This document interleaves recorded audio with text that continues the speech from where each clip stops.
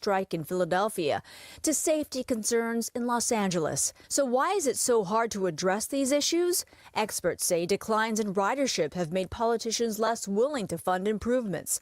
Only about 5% of American workers use public transit. Fewer kids getting flu shots. CDC says just 37% of American kids got the shot this year. I'm Brian Clark, ABC News. Hey there, it's Carrie Joy with your Work Money Minute. Today, I'm talking about why, if you've got savings, you need a high-yield savings account. High yield just means high interest. You know, the money the bank pays you for keeping your money with them. You will probably find the highest yield savings accounts at an online bank. Just go on and Google and do some research and figure out who's offering the highest rates right now. Now, lately, it's been between 4 and 5%. That is your savings earning real interest. And okay, figuring out all the details of opening a new bank account can be very annoying, but I bet you can probably get one going in less than an hour. So give yourself 60 minutes and get it done. I've done it. You'll thank yourself when you see your money making money for doing nothing. For more everyday money help, check out my videos at Work Money Media on YouTube. Till next time, this is Carrie Joy saying, take good care. I'm Lisa Hale with WGBW News. Your news in depth. Find it in the news section at WGBW.FM. It's tournament time for the Badgers. Hi, I'm Mike Clemens with sports. Women's college basketball. The Wisconsin Badgers in the Sweet 16, taking on Texas A&M tonight in Lincoln, Nebraska. This is the 12th year in a row the Badgers women's team has reached the regionals. Wisconsin head coach Kelly Sheffield. We don't take this time for granted at all. I think any time that you're amongst one of the top 16 teams and playing in the second weekend is very special. It's hard to do. We're happy to be here and we're excited to play. We're excited to get after and get this weekend started. Marquette plays number 2 ranked Penn State in Pennsylvania. NBA, the Bucks and the Hawks tomorrow in Vegas. The NBA Cup semifinals, game time 3:30. NFL, Packers and Seahawks Sunday night in Seattle. Bo Melton was with the Seahawks and talked about the screaming fans at Lumen Field. It'd be shaking, it'd be rocking in there for sure. Definitely a loud crowd. They love the Seahawks. Great atmosphere for sure to play in. That's Packers wide receiver Bo Melton. With sports, I'm Mike Clemens. On your entertainment beat, I'm Pete Schwaba. Variety reports that there will be a new version of the film American Psycho. Good Lord. Even though this doesn't need to happen on any level, a new interpretation of the novel of the same name will star Austin Butler as Patrick Bateman. The red-hot Luca Guadagnino will direct the film. Guadagnino's 2 most recent efforts are Queer, starring Daniel Craig, and Challengers, starring Zendaya. Both films were nominated for Golden Globes. And things a really talented and incredibly famous guy says that nobody cares about news. The great Elton John says making marijuana legal in Canada and the U.S. is one of the greatest mistakes of all time. Exaggerate much? John was recently named Time Magazine's Icon of the Year and told Time Magazine that as a recovering addict, he believes marijuana is addictive. I'm not saying when he wrote Tiny Dancer, Rocket Man, or Benny and the Jets that he was high, but he might have been high. For more showbiz fun, tune in to Nightlight with me, Pete Schwaba, weeknights from 6 to 8 p.m. on the Civic Media Radio Network. You can always continue the conversation on social media. Share your thoughts when you find and follow Civic Media on Facebook, X, and Instagram. It is going to be mostly sunny today. Our high right around 18 this afternoon. The wind west to becoming south at about 5 to 10. Tonight becoming cloudy, low of 13. Tomorrow mostly cloudy with scattered rain in the afternoon, 38 the high. Sunday, cloudy with a high of 42. I'm meteorologist Sean Cable. The temperature now is 0. The next New Wisco weekend is going to the dogs and the cats and all things animals. I'm Lisa Hale. I'm Terry Barr from Rescues to Why Pets Are Good For You. You won't want to miss it. Saturday mornings at 11, Sundays at 8 on WGBW and WISS. This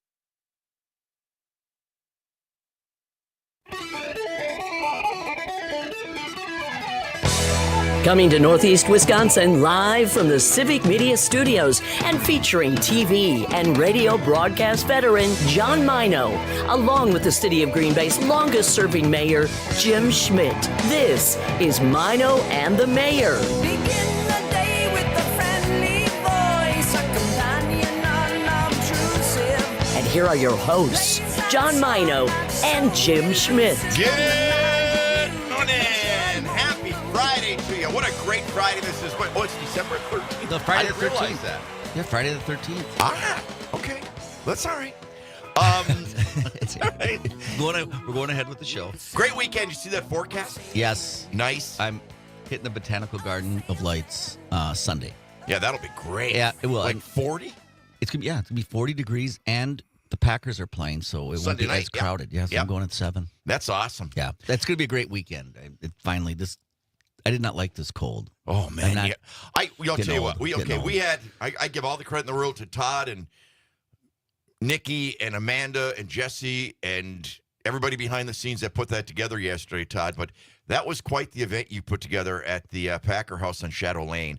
And for all the people that came out with like 30-degree below zero wind chill. Every one of those guests, all those football players. Right. That was awesome. There were a lot of people there. That was fun to do. I like those off-site That was events. a lot of fun. Yeah, that was great. And those, I told you that. Well, I can tell you one quick thing, though. Remember we were asking how much those houses must have been? Yeah. Okay, I know a guy, who bought one like 15 or 20 years ago, Yeah, it was just getting started. Right, it's like one of the neighbors. Oh, man. 129,000. Yeah. 129,000. He's been offered $500,000. Yeah. And now it's probably $750,000, maybe $1 million. Yeah, and the Packers are going to continue to do more events there. Like, that you saw the concert things they're looking at. And, of course, the Notre Dame Madison game. I mean, those are all opportunities. Besides the 10 football games, right? There's still other things. I know they want to kind of lean into soccer a little bit. I don't know if that's going to catch on like they wanted to. But still, if you can get people in and to come and spend, the 3 days there. I think that's an opportunity more than just 8 games, in the old days. I think if they get, they bring, 10. What's this? Oh, Maino without a hat today, looking good. Well, thank you very much, Vicky. Thank you very much. I had to wear a hat until my hair grew a little bit. It's still not growing out all the way. Yeah, getting there. Anyway. Oh, no, what I was going to say is, if they go for the big, I don't know much about that, but I know ESPN really tries to push the Manchesters and they were here, Liverpool. right? Yeah, those. Yeah. Because then you would bring in, you'd probably have people from Chicago maybe coming up to see that, these European teams. Oh, yeah, they got a huge it's following. a big drive, but just for Green Bay type people, Northeast Wisconsin. Oh, no. No, we wouldn't go to that. But I do think those kind of teams, people are going to come, they're going to stay a couple days, and why not? And you don't want that stadium sitting empty. And again, why don't they have a couple more concerts? Right. They could have anybody. You could have anybody. I swear, if you called Bruce Springsteen and said, hey, would you like to come here and do... You got to make it a place where they can brag they played there. Absolutely. Like you have to turn it it's not like an event for them. Right. Like don't be on bended knee. Have them call you and say, hey, look, we've done Madison Square, we've done this, we've done the Hollywood Bowl. We really want to play Lambeau. Texas Stadium. Right. We got to play Lambeau. Absolutely. And then I think it's a bucket item. Right. And for them. Yeah. And then you say to them, yeah, you can do that, but max ticket price is X and 10% goes to this charity. And they'll be like, yeah, we'll come to that. I just think it'd be great. Got a text here. Thanks for a great day yesterday, Michael. Michael from Simple Life Hospitality. Yes, that was fun. Okay, so tell me the whole story on the linens. You're coming over tomorrow. Well, John wasn't here the day that he brought him in, right? Oh, yeah. He just said, I have a gift for you. And then he came in and different size sheets for, queen size, king size, the double or twin. I got, a couple of each. And but I couldn't believe how heavy they were. I couldn't either. Just lifting that package was unbelievable. Dude, if he was carrying that, now I can see why you fell down the stairs carrying linens. See, it wasn't me. Oh, you were man. front heavy. They are. Anyway, so that was. He just gave that to me as a gift. Isn't that nice? And that's a great really nice. Gift because that's something that we will really. That's appreciate. really nice. So, I'm having some with my party. I was telling Todd this morning that parties are good to have because it makes you get stuff done because of the party. Like last night, kind of tired, had Pete's show last night, but I had to get those lights in the windows. Because had the party not been tomorrow, I would have been like, I'll do that next week. So anyway. Well, I had that too for the complex here where I stayed during the week. We got a notice that some other group's coming in for something, and they're give 24-hour notice that they could come into your room to see what it's like. What? Yeah. Well, that's the rule when you're. Oh, you just signed that in your lease that they're allowed. Okay. Yeah, all right. 24-hour notice. But it's like 24 hours is not long enough for me to clean it. That's not even close. I'm actually interested in knowing what your place actually looks like, because you make it sound like it's just horrific. Well, it's not now. I cleaned it a little bit. Okay. I don't have a good vacuum. I need a good vacuum. Yeah. And I got stuff. I got too much stuff for. Really, John? You? Yeah. For my little place. I do. Well, you know what? I did a new order of books. So I've got like 15 boxes of books up there.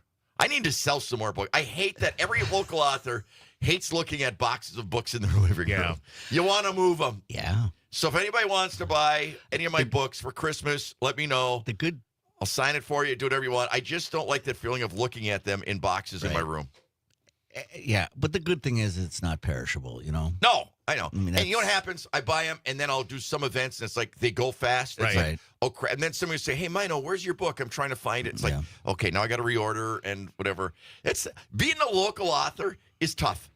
And I'm not trying to whine or anything, but I mean, I bet. It's not like, John Grisham or something. I'm going to write a book, and my publisher's going to handle everything and the whole thing.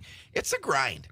I think being a local artist or musician is kind of the same way, Same right? thing. Yeah. You really have to work it. Yes. It is a passion of love, and I'm not even joking about that. I know that. It really and truly, it has to be. However, I was telling Todd this morning, too, that if you pursue that game show, and there's a lot of work to be done, that Pete Schwaba, who has his own show, Nightlight, that guy, I talked to him between breaks a lot. He's pretty impressive. He's produced movies. Yeah. No question. He's got great contacts, and I just think that's something I didn't talk to him about it, but if I had to put the team together, he'd be on there. Plus, he's a high eye, and you want to get a mix of people on the team. You know what? We're talking about this disc profile that Civic Media had all the employees take, and we were talking about, because Con was talking about his profile, and Pete, and I was talking about mine, and the consensus is that you need different kinds of people to make an organization move forward, and anyway, he would be great. He's very talented, too. So if you pursue that, I know something else I want to pursue. Look at investing a little bit more. I enjoyed pouring those beers at Zimbaldi's. That was fun. And that was not difficult. No, you're not making like a Harvey Wallbanger with just a little bit of bitter, not too much, and Long Island iced tea, but really put a easy little... Easy on the vermouth. Exactly. It's like, come on. Yeah, I can't be that guy. No, I don't want special orders. So what do they have, 15 beers on tap? Probably, huh? And if you could just memorize where they are so you don't have to read them all till you get to the one you need. Well, at least they're kind of color-coded. They are color-coded, which is good. It's like Garanimals. And then they have the, and then the only mixed drink is the old-fashioned, and that's on tap. It's on tap. You just fill a glass with ice. There you go. Yeah.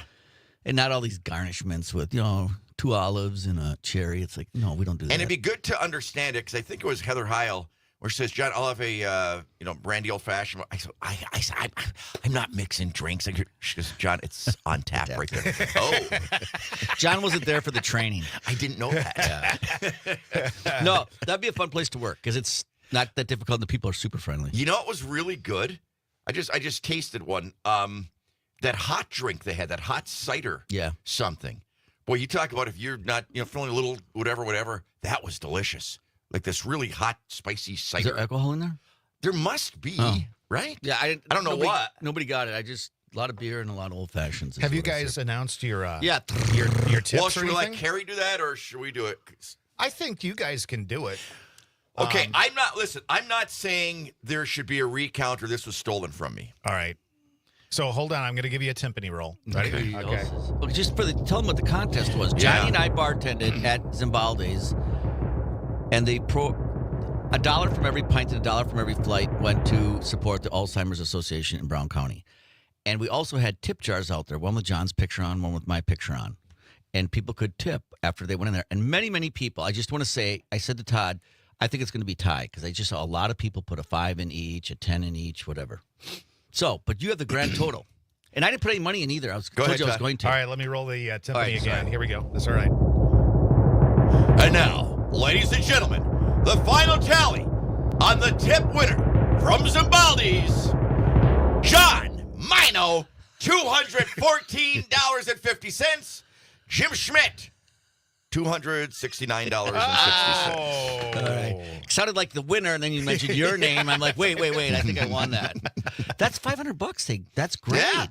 On tips. Yeah. Plus, I don't know how much they made. That was a busy night. Well, good. That's great. I want to do that again for another organization.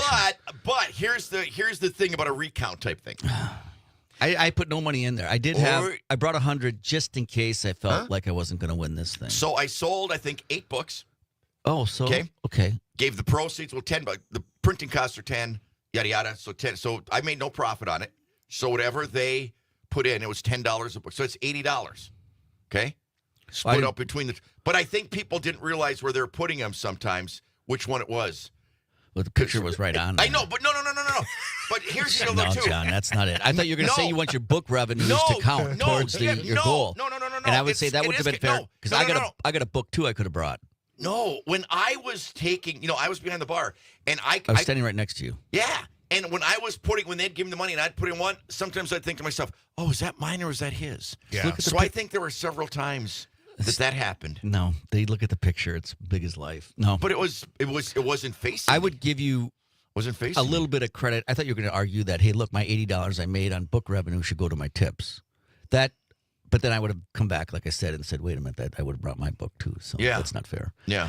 John, just, you don't like losing. I hate losing. I'm the worst loser in the United States of America. And we're not going to shake hands. In the John United never shook States, hands. I never shook a hand Yeah. if I lost. Yeah. I was terrible. Yeah. Don't be like me. Okay, no, Don't be like me.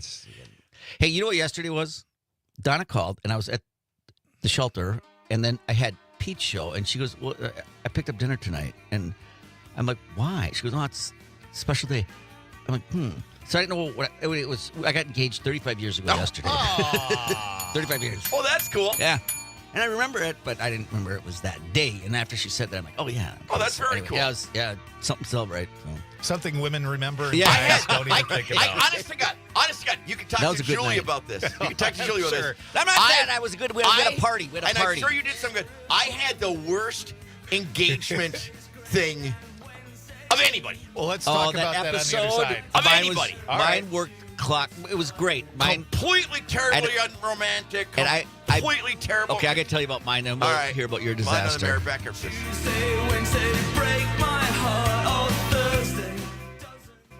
You're listening to the Talk of Green Bay, WGBW, home for Nightlight with Pete Schwaba. Get the family out of the house this holiday season and book a private event with us at Heights Pub and Parlor, located at 217 North Washington Street in downtown Green Bay. We provide an unmatched atmosphere where you can soak in the modern elegance of history. With seating for 32 and space for up to 100 guests, let our second-floor parlor and third-story loft treat you to top-notch service from a personal bartender and hand-picked food selections from our kitchen. 2024 dates are booking out fast, so secure yours now. Like and follow us on Facebook or check us out at heightsgb.com to discover more. No matter how you say it, Baronson's Candies in Green Bay has been synonymous with Christmas tradition since 1925. That means a trip to Green Bay without Baronson's Candies could get you in a lot of trouble. Stock up on your favorites like Meltaways, Pecan Turtles, and Angel Food. When buying your candy this year, you better make it Baronson's. The Baronson's family wishes you a Merry Christmas season. Baronson's Candies, 200 North Broadway in Green Bay. The chocolate people dream of, no matter how you say it. I'm Dan Schaefer. Let's recombobulate. Big news in Wisconsin this month, as much of the controversial anti-union Act 10 law was struck down in a ruling by Dane County Circuit Court Judge Jacob Frost. 2 takeaways on this. 1, the ruling gets at the heart of what has always made this law so brazenly political, by defining public safety employees differently from general public employees. That decision was pretty clearly made not based on across-the-board policy, but on which unions backed Scott Walker for governor in 2010. It would be fitting if that is what ultimately spells the end for this controversial law. Secondly, this case is headed to an appeal, which almost certainly will end up at the Wisconsin Supreme Court. While this case still might be decided by the court's current 4-3 liberal majority, it's a good reminder of just how important the upcoming race for state Supreme Court will be. Find all of Dan's work at the Recombobulation area and on our website at civicmedia.us. From Ashwaubenon to Alloway. Hey,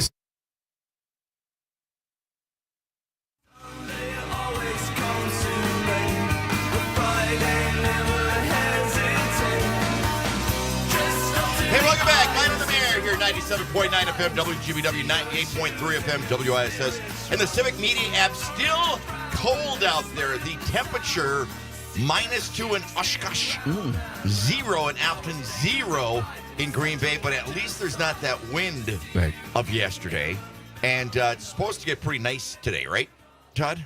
Tomorrow, right? Or tomorrow? Tomorrow. Tomorrow. Okay. So, Jim, was it your 35th anniversary of getting engaged? Yeah. And you'd forgotten that. No, I really didn't. I mean, had somebody said if I remember the 12th, December 12th, and we celebrate that. But yesterday was, you got to admit, yesterday was a little hectic, so I just didn't. Sure, that's a good excuse. Mrs. Maino? Yeah. Okay, so we were talking about Jim. I'm sure he had, what'd you do, nice romantic dinner? How'd you do it? Oh, yeah, on the knee, music. And then I get this, and I was betting she was going to say yes. We were at my house, and she was just very surprised, and I can go through in details. Well, then I took her back to her place, like a gentleman should, at like probably 9 o'clock, and she opened the door, and there was tons of people in there. Surprise! I arranged that. All sounds exactly the way mine was. And it was great. So she was really surprised that she's like, how did you get the key? But I got it from her landlord, and there was a bunch of people there, and we had a big party. Had she said no, that would have altered my plans for the evening. It's kind of, yesterday we were talking. Well, your daughter got engaged at Titan Stadium in Nashville. Oh, yeah. Mm-hmm. And then was it New Year's Eve. Mike Loveless we had yesterday? Yeah. So got a special thing engaged at the whole stadium. Those are big deals. Big deals. Big deal. And you got to make them special, and it just kind of shows your appreciation for the future. What did you do, John? Julie, what do you remember of ours? I think you went to spring training with the Brewers. Yes. Is that right? Like in March? Yeah. Yep. Yep. And you came back, and I think you had I don't know, like a piece of turquoise jewelry or something. I think you just kind of said, you didn't throw it at me, but you was like, hey, I don't know, do you want to get married? No, I said, hey, I brought you some turquoise jewelry from Arizona, which is the last thing in the world you'd ever wear. Okay. And turquoise has nothing to do with It's a diamond, John. Yeah. Forever. Right. Yeah. Right. So she opens it. So she opens it. I remember the look on her face. Green. Here's her response when she opened it and saw there was an engagement. It was so ugly. She wasn't even sure it was an engagement ring. Yeah. I bought it from a buddy's going out of business sale. Where it wasn't even under the glass, it was just they had them laid out now on top of the glass to get rid of the last one. So basically, it was like a claw machine at the. Yeah. And isn't that romantic? Yeah. You know, normally you would expect the woman to be like, "Oh my God!" Yeah. Her response was, "Oh." I don't. Boy. Oh. You should have. This is nice. Yeah. Thank you. And some pretty early signs. I don't know. Well, yeah, I guess you're right about that. I never saw that ring again. Really? No. I still have it. Do you? Somewhere. I thought you got rid of it right away and bought your own. Somewhere. No. I'm not that mean. Still sentimental. Right. Okay. That's right. Okay, so do you? It is. Yeah. When's the last time you wore it? John, don't put her on the spot. Right. It's so precious, she wants to preserve it. She doesn't want to lose it. So. It's in the vault. Right. It's in the vault. I want to make sure it's preserved. There you go. Pass it down to grandchildren. Yep. Right. Yep. Wow. Yeah, exactly. Maybe I'll make a necklace out of it. Or something like that. No. Well, we just want to share that. All right. That's what a story. Yeah, it's a great story. Thanks for bringing that up. Yeah. Julie, this is why we endear ourselves to you, because you've had to put up with this so long. Yeah, I just. Oh, yeah. Right from the very. Just never stops. I think though she was hooked. I could tell she wanted me. On the first date, we were driving to Blockbuster to get a movie, and I said, we're at our house, and I was just finishing a beer, and I took the beer just to the end of the street and threw the can out the window, and she thought that was the most disgusting thing she'd ever seen in her life. And I go, really? I've never. Go ahead. No, I just never experienced that before. I'm like, well, you're not supposed to drive around with an empty beer can in your car. What are you supposed to do? Oh Did you go to her father and ask for permission? No. I don't think so. I don't know. No. What, Julie? What would your dad have said? He would say, just say, "Oh." Let me think about it. I'm more afraid of my mom. My mom probably would have called. The next thing. So then we go to the Blockbuster. I forgot my wallet, so you have to go to her car. I didn't know her. I didn't know her last name was pronounced that way. I thought it was Braun. And she goes, Julie Brown. I go, oh, downtown Julie Brown. She goes, I so hate when people say that. You can't even imagine. Oh. Yeah. Yeah, it was off to a great start. Great start. Great start. Then I rent the movie. I picked the movie. Great. What was the movie? What'd you get? Avalon. It's this trilogy about growing up in Baltimore of these immigrants that come over. Wow. Yeah. How romantic. That's some deep stuff. Halfway through the movie, we had this other couple of great friends. Halfway through the movie, I look around, every one of them.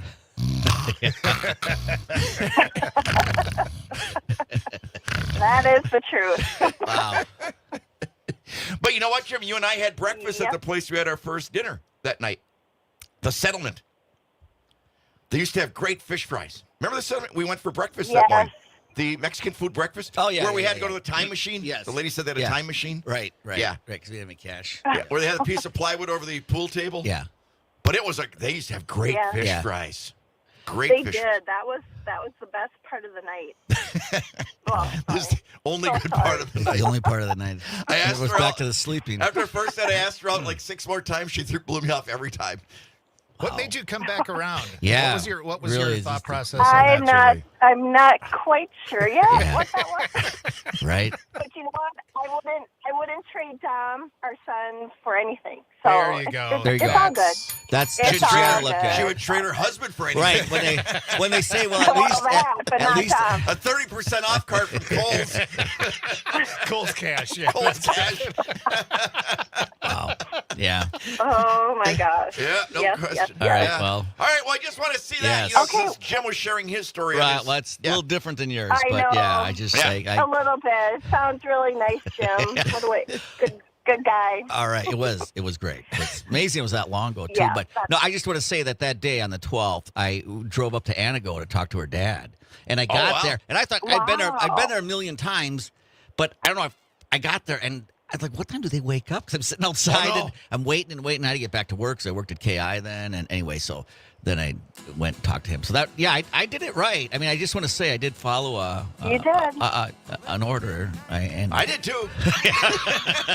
Look at the text that just came in. John Maino equals Captain Romance. Right. Wow. All right. Thanks, Julie. All right, Julie, have a good Hey, weekend. have a great day. All right, thanks. Quick break. We got a huge lineup for you folks. Stay with us.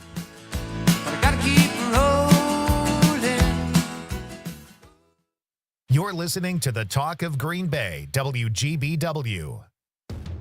Enjoying this local program? Find the complete Civic Media lineup at civicmedia.us or the Civic Media app. Well, it happened again. Another detection of high-path avian influenza in Wisconsin. I'm PM Yankee with a quick update on what's happening in food and farming news on a Friday.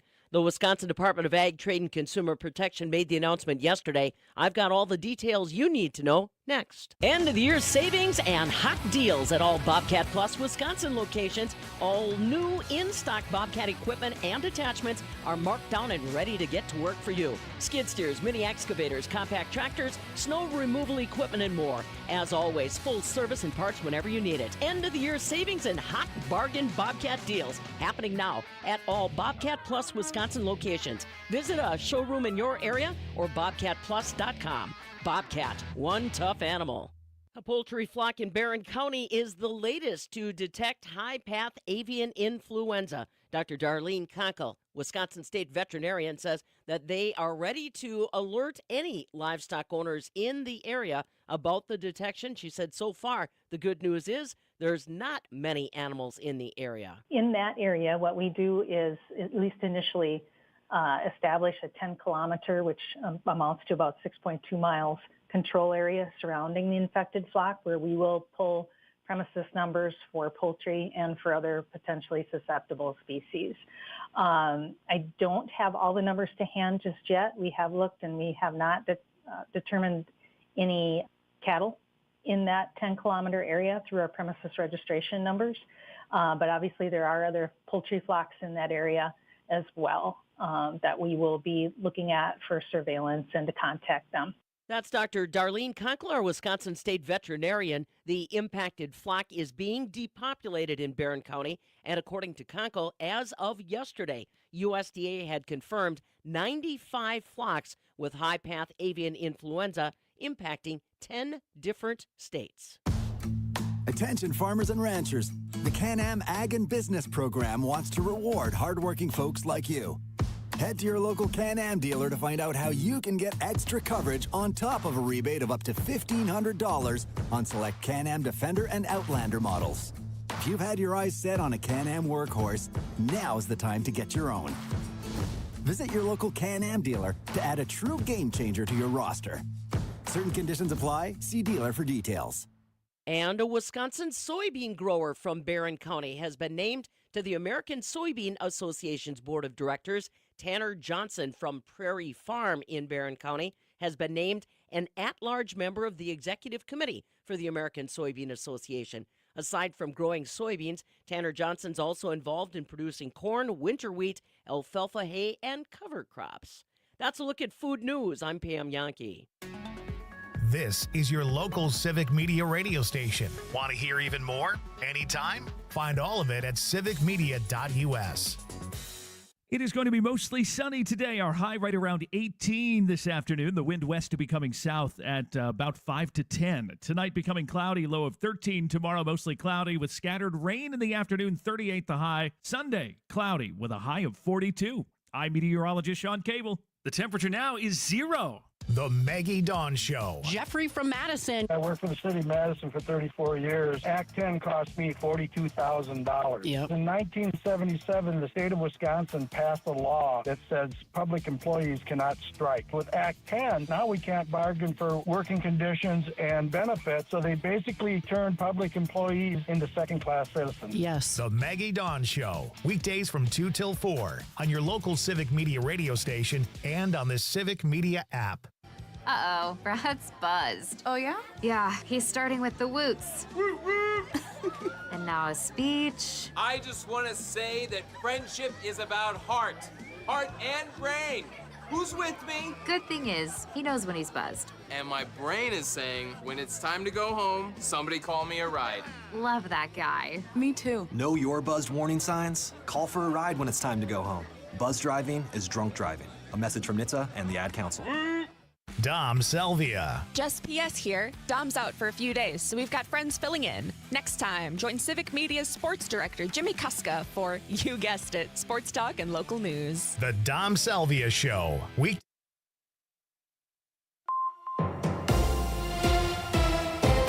For WGBW and WISS News, I'm Lisa Hale. Jeff Merkis, Executive Director of Downtown Green Bay, says the optimal location for the Packers Heritage statues that were removed from the corner of Washington and Cherry Streets is still a downtown location. While there is a development that motivated the statues to move to a different location, we are confident that big picture, long term, as the Packer trolley tours come to see these 15 historic sites, having this monument and these statues in the heart of downtown is where they belong.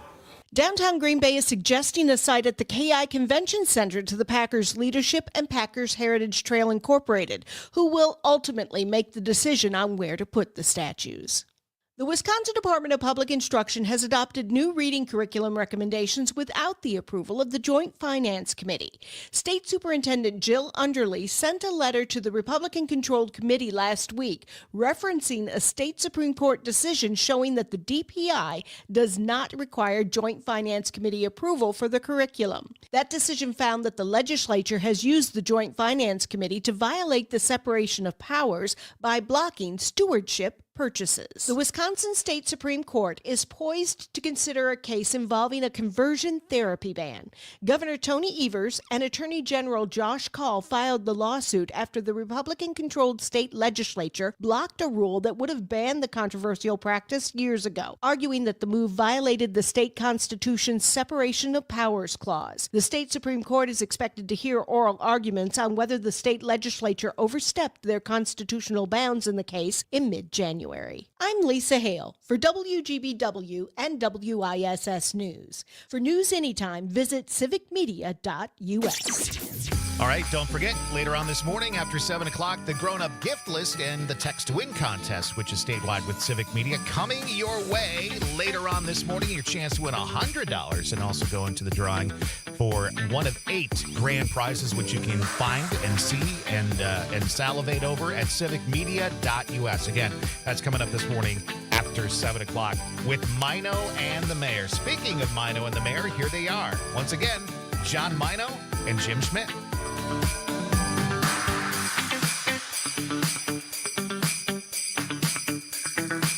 Hey, welcome back. Mine on the Mayor here on December 13th. It is Violin Day. It is Cocoa Day. It is Horse Day. Lost and Found Day. Okay, let me ask you something. You're Catholic. You're Catholic. Well, so are you. When you'd lose something, what would you do? St. Anthony. Absolutely. And he always came through, it seemed like. Sometimes it took a while. Yeah, but he had come through. He did. He always did. Todd's like, what? Exactly. National Guard Day. Hey, Nice. God bless the National Guard. Oh, yeah. I'll tell you that, man. I think it's one of the most underrated things in Wisconsin is the history of the National Guard from the state of Wisconsin. Mm-hmm. You know, you think of them being called out back in the days of the riots in Madison or things like that. Right. World War II, World War I, Iraq, Afghanistan with the National Guard, the 32nd Division National Guard. Their legacy is incredible. Absolutely incredible. 12 days to Christmas. Happy birthday. Oh, Taylor Swift. What do you buy Taylor Swift? Yeah. An experience. What do you buy Taylor Swift? She can get any experience she wants. Yeah, right? That's got to be a tough buy. Hey, did you see, though, what's really you gotta happening make something with these NFL players? Okay, so her boyfriend, right. Kelsey, you know, his house got broken into. Yeah. Mahomes' house got broken into. Sunday, Joe Burrow's house got broken into. Oh. Their wide receiver got broken into. And everyone, it's happening like at the start of their games. But again, he makes $35 million a year. You can't hire 6 guys. Here's my house. And it's Here's one the game. keys. And here, beers in the fridge. I'll be gone for 4 hours. Yeah. Yep. Sit in my house. Yep. Have I your don't trucks know. outside and have a, whatever. That's unbelievable. That kind of. But that is unbelievable. But it's like they think I it's know. like an organized group. Right. That's going to. Oh, I'm sure, right? Yeah. But I think that's. I mean, even So even the predictable. mayor, when the mayor's gone, he's got guards standing out That's there. not even a question. Okay. And they're only looking for You know you. what he's got? They drive by. He's They got drive one of by. those recordings of Milton barking. So when people walk up, they hear the dog.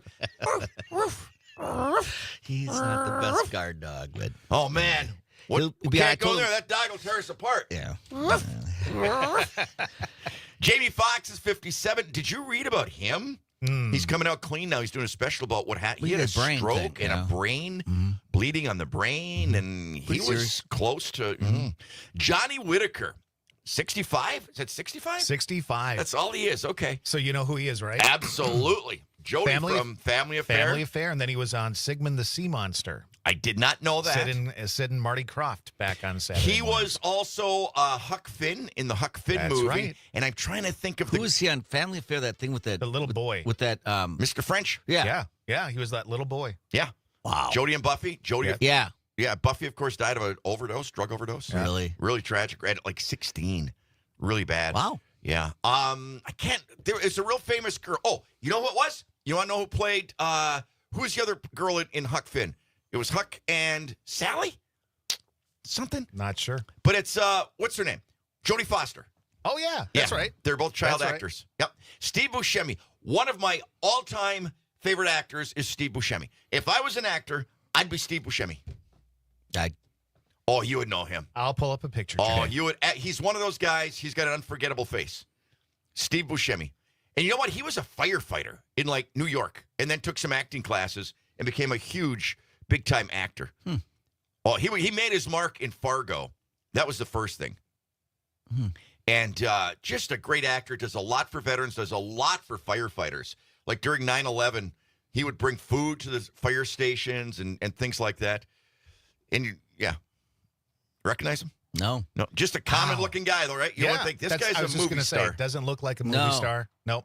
That's why I still think I got a shot. I'll be honest. Yeah, I would think you got that dissimilar. Okay. Randy Owens, 75. Ted Nugent, 76. I told you I picked Ted Nugent up at the airport in Green Bay one time and drove him over to Tony Mandridge's house. Dick Van Dyke, 99? Oh, yeah. And there, if you have And not he's seen still it, there's that video out right now. unbelievable, that guy. You've got to look it up on like YouTube or whatever. Yeah. Brand new video came out with, was it Chris Cornell or something like that? Chris Martin, I'm sorry, from Coldplay. They did a song, and it's gone viral with Dick Van Dyke. Dick? He was dancing and stuff. Yeah. No kidding. Yeah. He does his own Seems like one of dancing. the all-time good guys, huh? Yeah, though he might be. Dick Van Dyke Show. Love that show. I can still watch it anytime it's on. But it's still on. I mean, it's on that, whatever, that Me TV stuff that I get, that free TV. I can watch that, the Beverly Hillbillies, Andy Griffith, anytime. Oh, yeah. Boy, I found a new show I've been watching, though, that is so intense you can't believe it. It's called Lioness. Have you heard about that? No, Todd? I have not. Wow, it's about these women who, in the Army, who get sent into like Iraq and Afghanistan and Syria and these places undercover, where they try to make friends with somebody close to the people that the government wants to knock off. So they kind of track them where that person is. They use them as almost like the bait. It is really intense. They work for the CIA, and they go into these nasty places. You got to see this show, Lioness, it's called. It's really something. Cable thing? Yeah, I don't know which one of the things. Okay, whatever. I'll get that. Yeah, you know what, Dick Van Dyke. I'll tell you a little. Want to know a connection? Dick Van Dyke to Green Bay.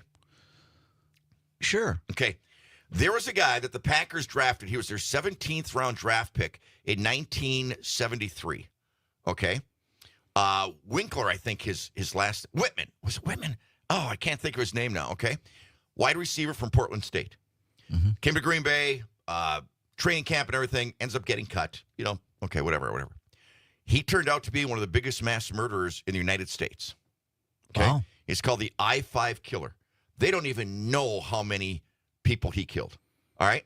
Dick Van Dyke's son was the prosecutor against him, sent him to prison forever. Oh. Yeah. Cool. Yeah. Now, Dick Van Dyke's house is heating up, though, right? Isn't he in Malibu? One of those guys? He's got to evacuate his house?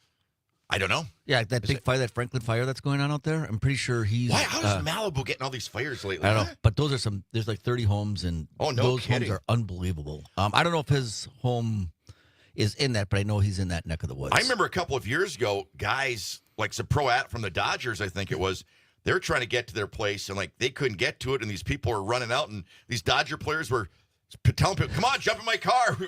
And actors and stuff like that. Yeah. Well, my buddy that works in L.A., out there. he worked in L.A., Greg Mills, who I worked with in Tucson for a lot of years, or not a lot of years, but still a great friend of mine, and he was working in L.A., and he had to go out to this one area where it was whatever.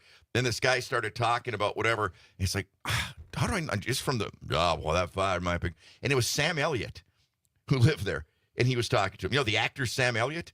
He's the guy I wish I was, if I wasn't me. The actor Sam Elliott? Yeah, Todd knows. Todd. I don't know. I don't. How would I know that? You would know. Okay. All right. You'd So that's great. So absolutely know. finish your story.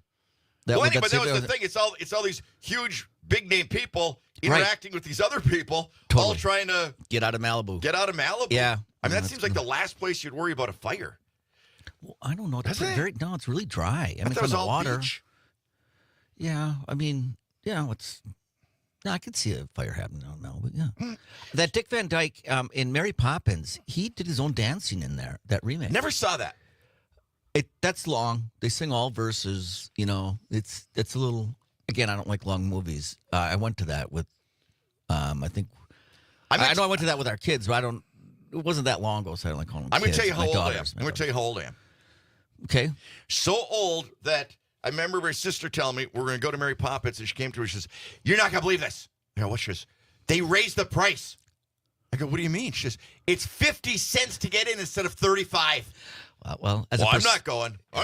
How isn't that funny? In a generation, movie used to be 35 cents, and it went up to 50 cents. And we protested; it was too much. Yeah, as a percent, that's a huge jump. So that's why that was her complaint. But I got to read. Okay, so this is something serious. We're talking about, people want to get out and ice fish and everything, and the weather. The weather's so cold now, and that's great. But then it's going to get warm, and then everything happens. I got to read something from a friend of mine. Okay. We're trying to get him on next week. And he worked for okay. Hi, John. I'd like to say something about ice conditions on any body of water in conjunction with any of the Great Lakes. It's not only the sub-freezing temperatures, but also the wind over the water, over these large bodies of water. The wind can and does push water from one end of the lake, in this case, Lake Michigan. When this water builds and flows into the tributaries, water cuts the ice from the underside in a narrow current. Thus, when that big bathtub flows out, cuts again. When that big bathtub flows out, cuts again.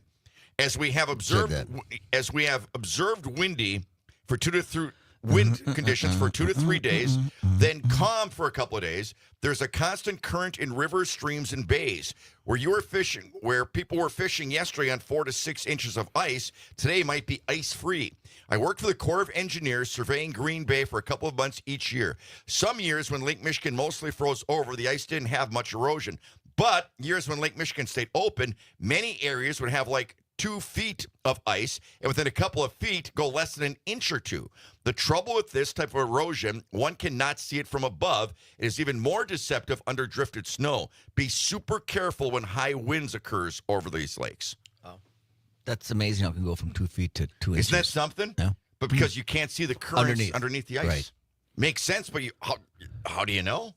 Well, you know what I mean? We just told everybody. No, but I mean, you don't see that. Well, what that's I'm what he's saying, especially if there's drifting. snow on it. I get it. Yeah. And that's why I said Big Al Sampson was adamant that when you go on the ice, man, you keep your car door ready to open and the whole thing. Yeah. Just throwing that out there. Don't go on the ice. I'll tell you what, though, ice fishing is such a passion for a lot of people.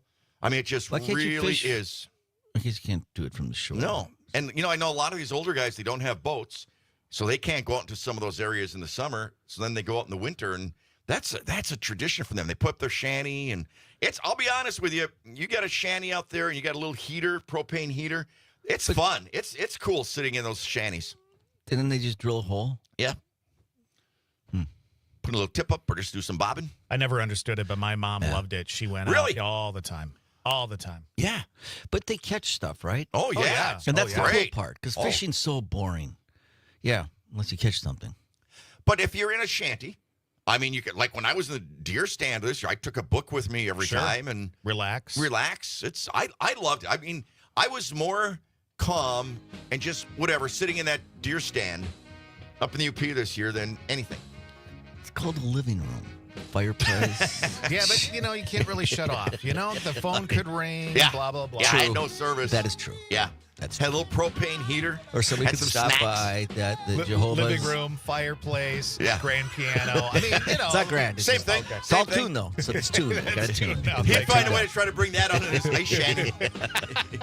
We guys set a quick break. Lisa Hale coming up, talking about Wisco Weekend Preview. Mark Hughes and Balance Sports Medicine. Scott Fency coming on. Gary Gresh coming on. Former Green Bay Packer Darryl Thompson. Paul Hanna, Heights Public Park. Dennis from the Glam Band. Cast of Thousands back after this. Listening to the Talk of Green Bay, WGBW, home of Maino and the Mayor.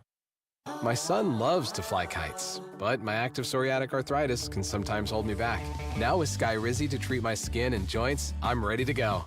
Skyrizi, risankizumab Riza, a prescription-only 150 milligram injection for adults, helps with less joint pain, stiffness, swelling, and fatigue. For those who also have plaque psoriasis, 90% clearer skin is possible with just 4 doses a year after 2 starter doses. Don't use if allergic to Skyrizi. Serious allergic reactions and an increased risk of infections or a lower ability to fight them may occur. Before treatment, your doctor should check for infection and tuberculosis. Tell your doctor if you have an infection or symptoms such as fever, sweats, chills, muscle aches, or cough, or if you plan to or recently received a vaccine. With Skyrizi, there's nothing like clearer skin and better movement, and that means everything. Ask your doctor about Skyrizi today and visit skyrizi.com or call 1-866-SKYRIZI to learn more. Are record energy costs putting a squeeze on your fixed or limited incomes? With limited incomes not keeping up with the lingering effects of inflation, you might be one of tens of thousands of Wisconsin residents who are struggling to survive in the blistering heat of summer or the bitter cold of winter. While you haven't asked for it, the Keep Wisconsin Warm Cool Fund and your local energy assistance providers are here to help. No Wisconsin resident should ever have to face the challenge of living without heat or power or face homelessness. For a hand up, apply today and call 1-800-506-5596. That's 800-506-5596. 5596 or visit www.kwwf.org. You're listening to the Talk of Green Bay.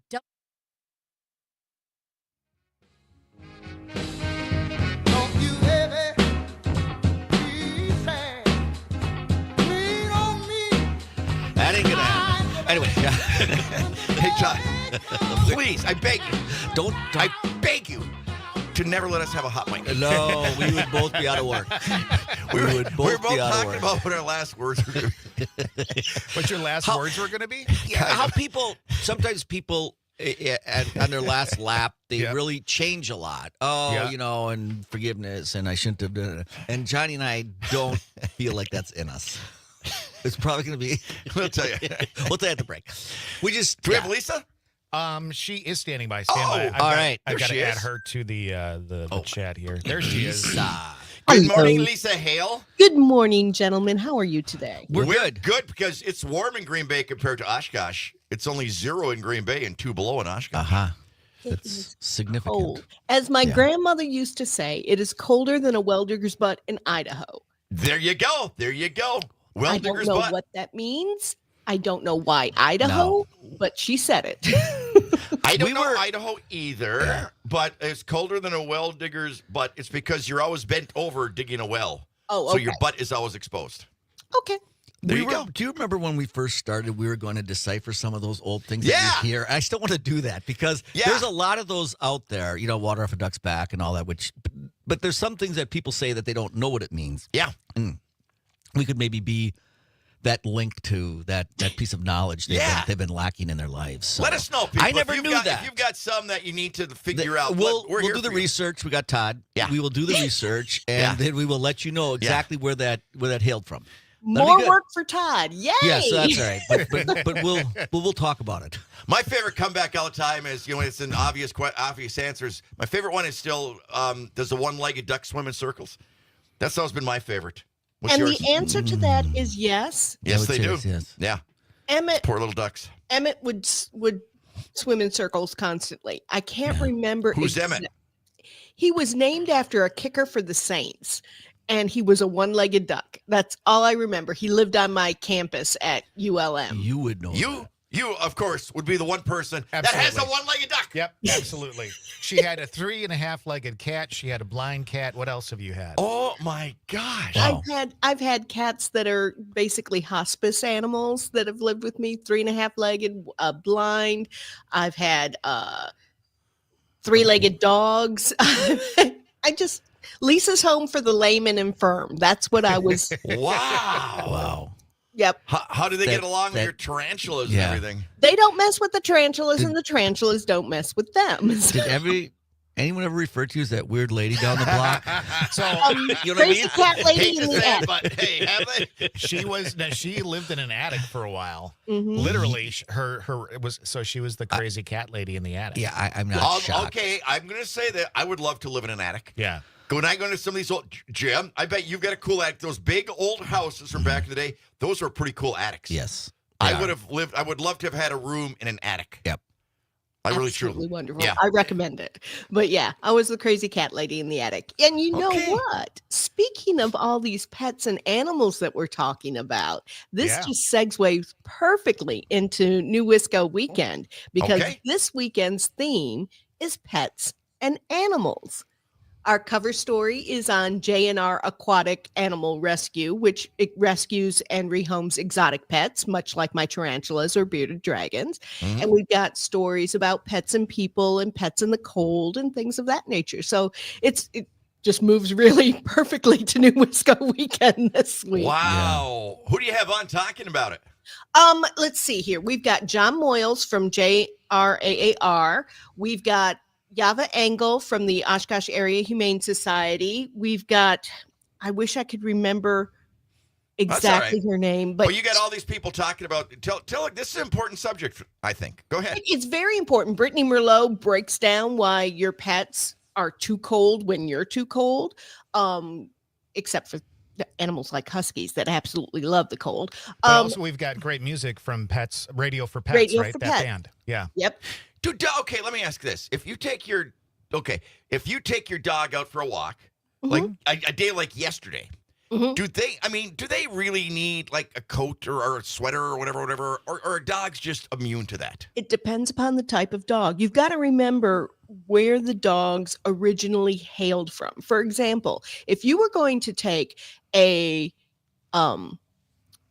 Mexican crested Chihuahua, the hairless dogs out in this, no, that would be cruel not to have a coat or something on them, because they have no fur, and But they're really very need small. But you really need the booties on their feet because that's what gets cold. Their feet get very, very cold. So you put those little slippers That's on. what I mean. Do they need those? Yeah, they do. I'll tell you, Bijans do. Milton doesn't, but those smaller dogs, their feet got so cold. We used to put those on our beagles when we'd go rabbit hunting on cold days.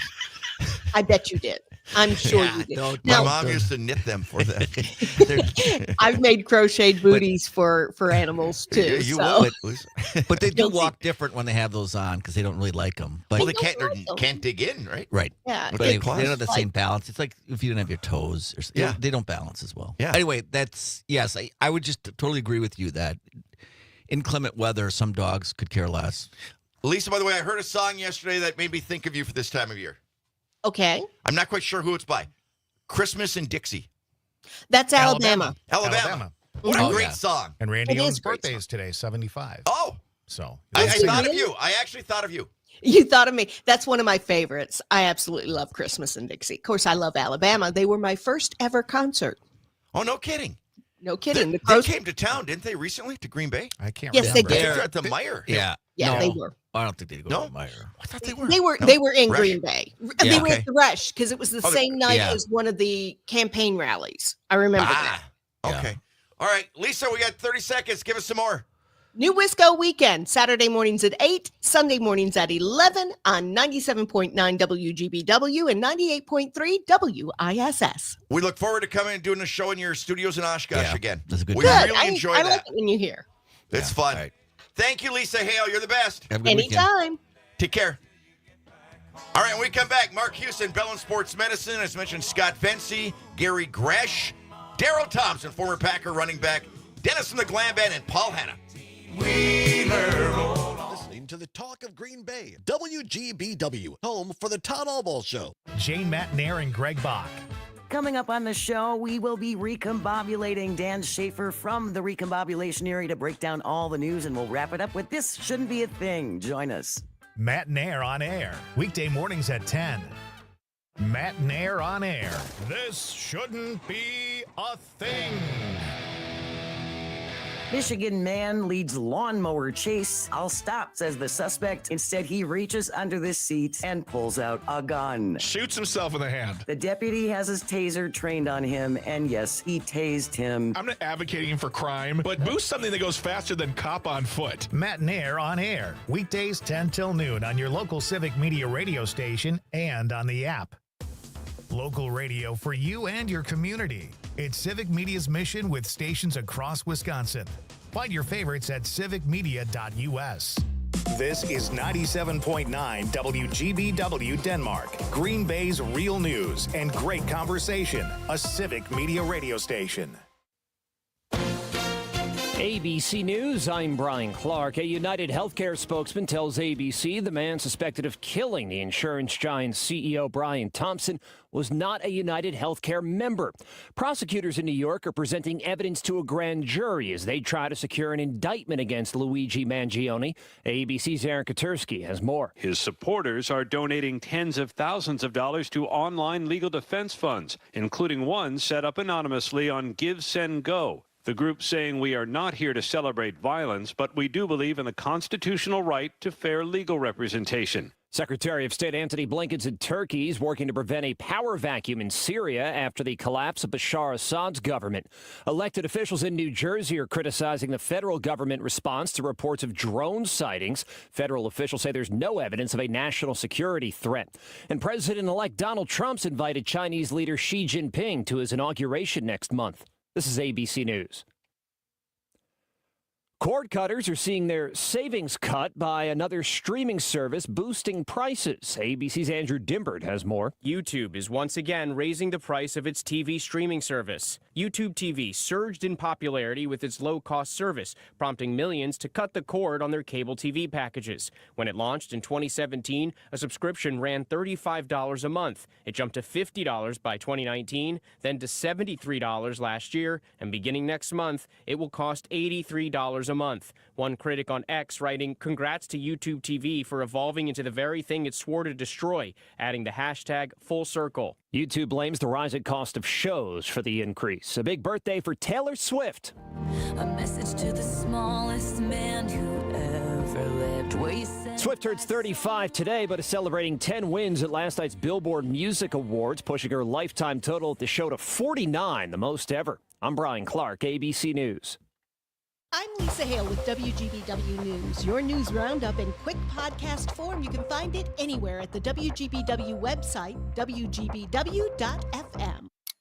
Are you prepared for an emergency or disaster? Because it's not a matter of if, but when. Don't find yourself saying, when the storm rolls in, my time to find a pet-friendly evacuation center will have run out.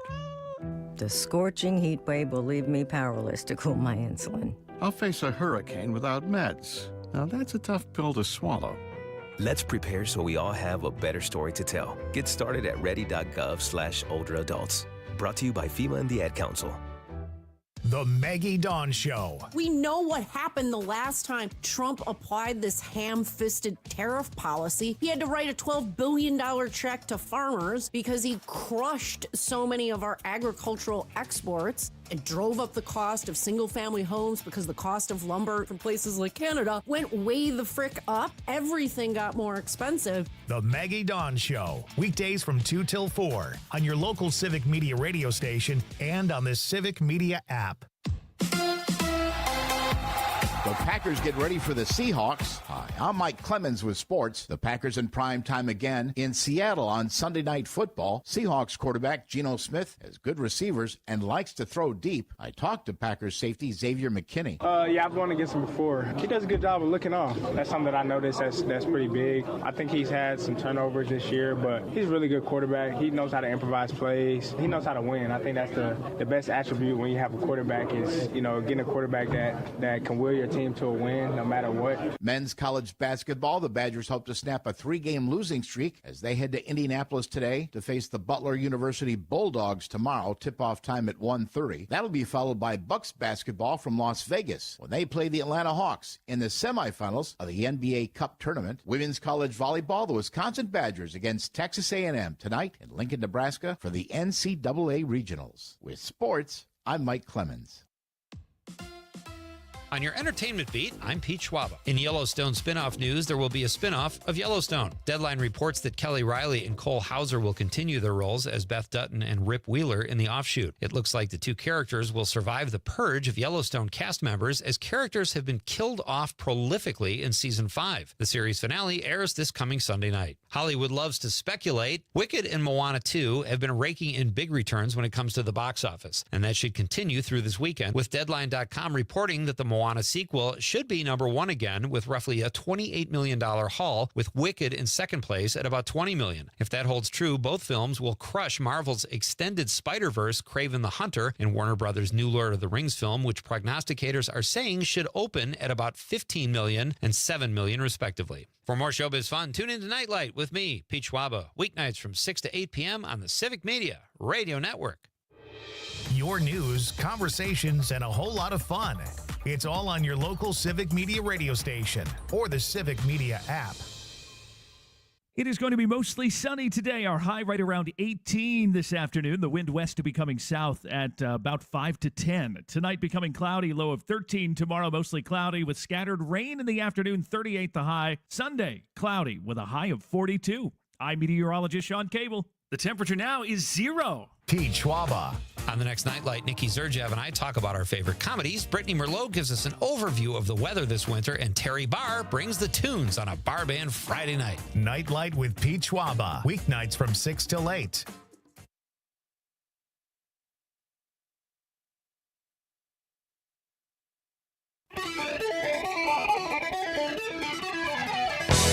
Coming to Northeast Wisconsin live from the Civic Media Studios and featuring TV and radio broadcast veteran John Maino, along with the city of Green Bay's longest-serving mayor, Jim Schmidt. This is Maino and the Mayor.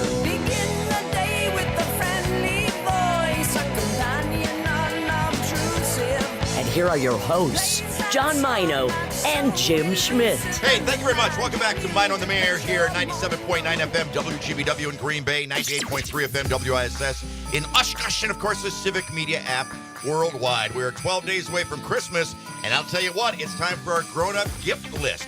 Text to win contest right here at 97.9 WGBW and 98.3 WISS. It's your chance to win $100 this hour in our statewide contest.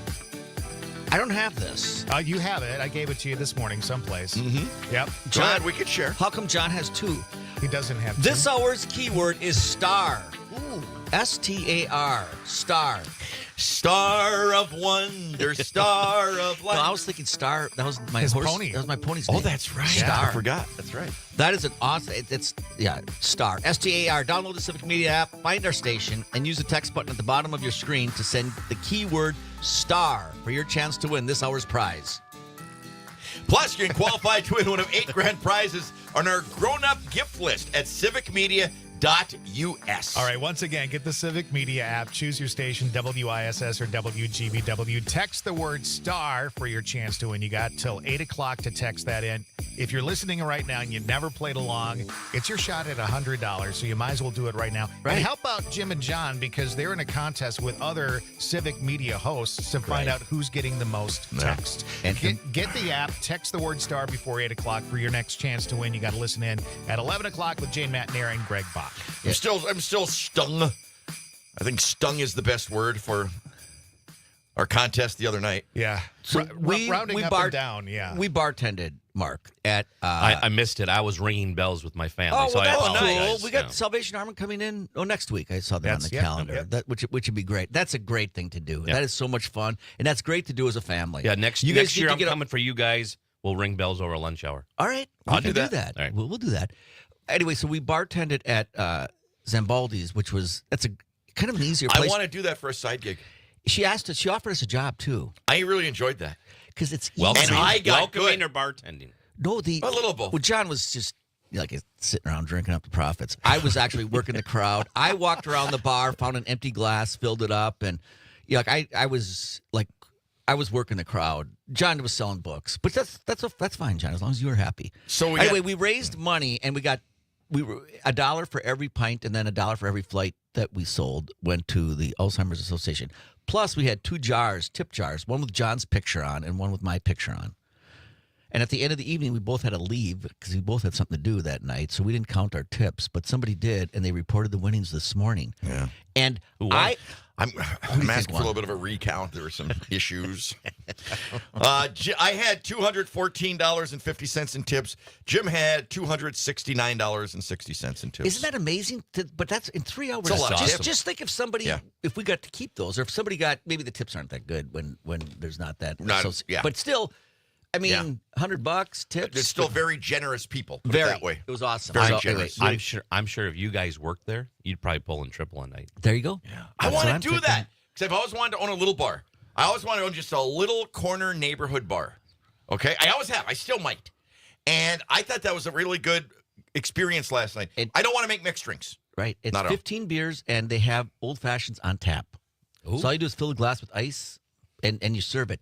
And I think I want to work there during the draft. I want to bartend during the draft. I was thinking of going to the Northland, but they have all those are fancy drinks. This thing here is like 15 beers, and I think we could do something really cool. They really know these people. They know their their beer aficionados. Yeah, they are. But I think what we should do at that place is open the doors on both sides of the place and say, "This is the real draft beer."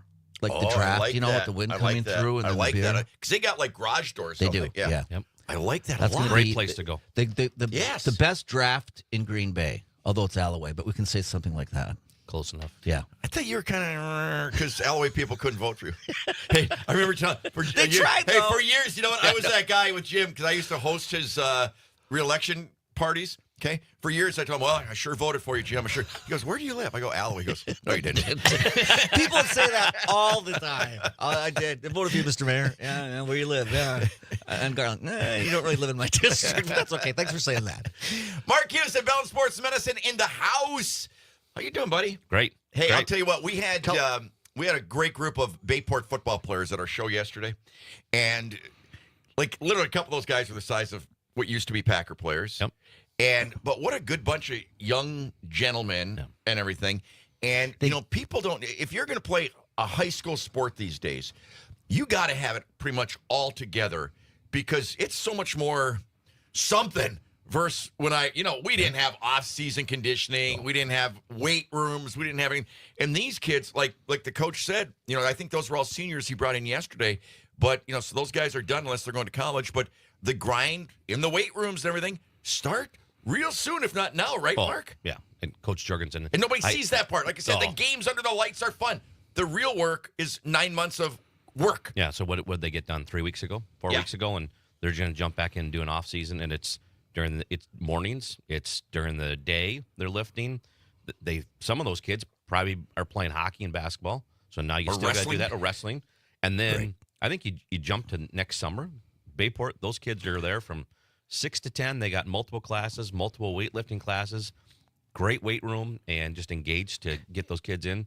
You got to get bigger, faster, stronger. But the other thing, I asked the coach during the break, and he said, these kids are good students. Correct. Which was very cool to hear because, sometimes, it becomes their you will. life. But he just said, they didn't give their ACT scores. I'm glad they didn't. John and I would have felt, But he said these are really good kids. And I just want to give a plug for Notre Dame, who also won their championship in their division. There's some of them serving meals at the homeless shelter last night. And it's like, you guys, you won it. I'm talking about that. But I just think that's really good on the school's part and on the parents' part that these kids are so well-rounded. Jim, I think you bring up a great point. So there's the sport, and it's staying prepared for the sport.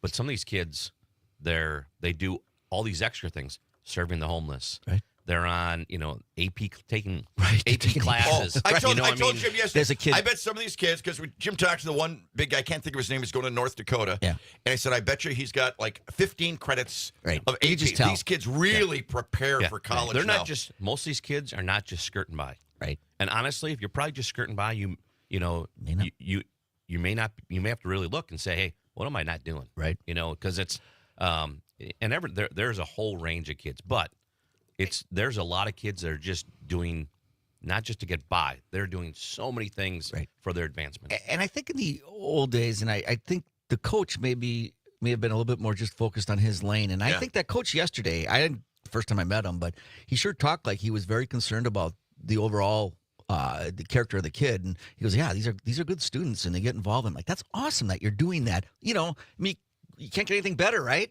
Well, and I think these kids, when you get kids like that, I think it helps out with your success of your program. It's that commitment that they're committing off season, they're committing in preseason, in season, football. It's not just I'm gonna show up for 2 hours in practice and we show up on a Friday night and we know what's going on. And we put a little pressure on them, saying that, I don't know if you guys realize this, but you guys are role models. Even at 18, 19, or 17, some of those kids are 17, and people. 4th and 5th graders are going to look up to them, and if they're smoking weed and getting in trouble, or if they're working at the homeless shelter, it's like, wow, that's what I want to be. A lot of these programs, and they do it, when they go to state, but they walk through the elementary school, and they, when they leave, and like you said, you got that 3rd grader looking up at these kids, and some may never say a word, but it's kind of like, man, that's pretty cool, right? They go in to the youth football programs or youth basketball or dance programs, and they help out. Yeah. Give back. That's just an awesome opportunity. I just want to say one thing. You want to know a group that's underrated as far as academically, and in my era would be just the opposite. I remember asking, I think it was Mark Mazzolini or Tim Coughlin, one of the college hockey coaches. I said, in my day, hockey players were kind of the rougher guys and whatever, and they were the ones that would party most and do whatever. But these kids are going to Harvards and the Michigans and the Yales. I go, how do they? He says, you'd be surprised. These kids, they got it together. Yeah, that's awesome. Yeah, that is. The Kiefer Sykes used to play basketball. I ran into him at some youth camp, and he was teaching kids. It was at at the Resch Center at the Brown County Arena. It was just like a youth weekend for, I don't know, different activities. And he was teaching kids just how to shoot basketball. And I ended up, I kind of got to know him a little bit. That was a good guy. I actually gave him a key to the city. When that he was such signed a good example. When he signed his first NBA contract where he was up with the Indiana Pacers, you want to know what the first thing he did with his paycheck? Gave it to his mom to buy coats for kids in Chicago. See, I believe that's right. What a role model. He wasn't doing that for that limelight. He was the real kid. Yeah. And it's I think it's something was instilled in me, that it was, again, ringing bells for Salvation Army.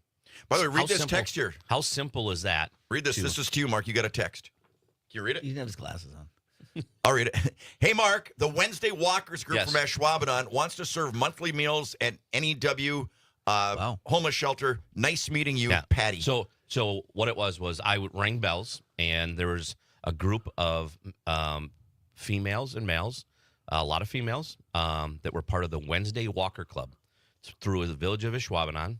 And I didn't even know anything about this, but they said now, and this is a great call out, they walk a lot through Titletown because that pavement, they've got heating coils underneath. Yeah. So you don't have to worry about snow or ice. Right. So 9 to 10 on every Wednesday. It was awesome to see all these ladies and guys ringing bells yesterday. Was it 2 days ago?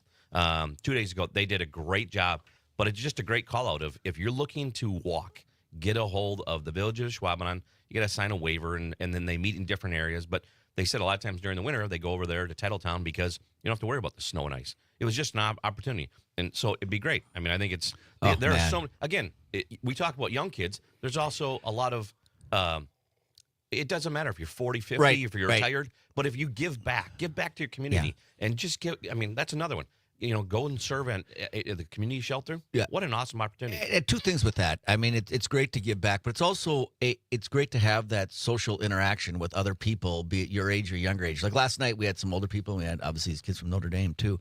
And I just think that's healthy to get out and talk to people. Besides do the labor, I mean, we need that too. We need people to make the food and serve the food. But this is just, and that's what makes Green Bay work. Yeah. I don't know. I've done it every year. My son and wife, we did it the same night. Everyone gave me a bad time because they're like, "You're ringing bells again." I'm like, "Yeah, I was a lot during that day." But all you gotta do is ring a bell. You're bringing money for the community. Yep. All right, we got Mark Houston in the house. Scott Bensey from the Green Bay Press Gazette will be joining us. Gary Gresh, St. Norbert College, they're having another nice season. Wow.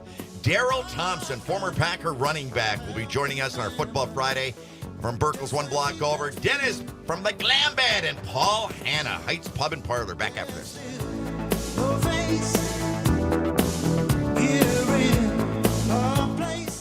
Listening to the Talk of Green Bay, WGBW, home for Matt and Air on Air. Burr, the weather is getting chilly, so come warm up indoors at Heights Pub and Parlor, located at 217 North Washington Street in downtown Green Bay, and enjoy a relaxing atmosphere, friendly service, and delicious food. Grab a signature panini or prime Angus burger for lunch, have dinner with friends and a featured entree, or stop by for after-work drinks during happy hour. And don't forget to book your holiday party or special event in our private upstairs parlor, as 2024 dates are filling fast. Like and follow us on Facebook or head to heightsgb.com to learn more. Join Lou Rugani for the Music of the Stars every Sunday morning from 7 a.m. until noon. Lou brings back the nostalgia from the golden age of radio with the music, drama, and comedy shows that made radio magic. Music of the Stars is sponsored by Lakeland Care, providing personalized support that aims to improve quality of life and maintain independence for elders and those with disabilities. It's the Music of the Stars, Sunday at 7 on 97.9 FM and 1590 AM WGBW, Talk of Green Bay.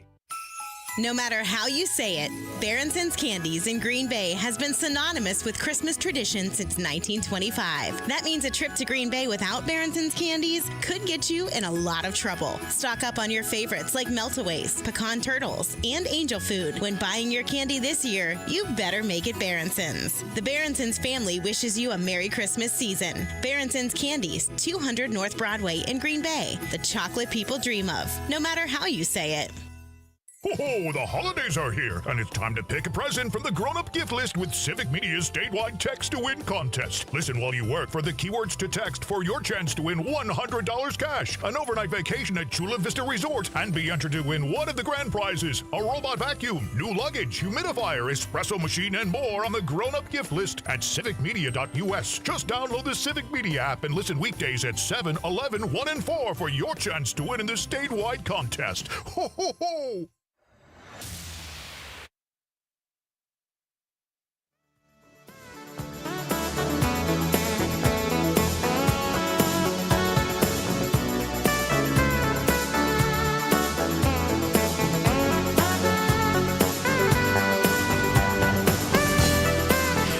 Welcome back. Maino the Mayor here on a chilly Friday morning. The forecast looks good for the weekend. Got Mark Houston, Bell Sports Medicine. Mark, we're talking a little bit about, walking indoors. There are some people that are still pretty, determined. I'm walking, it's 30 below. I'm still going to do my whatever. And I was reading a thing yesterday how quickly you can get frostbite on an exposed piece of your flesh. No matter how tough you are, no matter what shape you're in, that freezing cold doesn't matter. And you showed me a picture of your wife's hand or something. I mean, and she's got Raynaud's, and what does that mean? Raynaud's is it's a circulation. So she used to do running, or she'd be outside. It's not like it's bitter cold. She could have it at 10 degrees, 20 degrees, and just circulation. So her fingers get very cold white.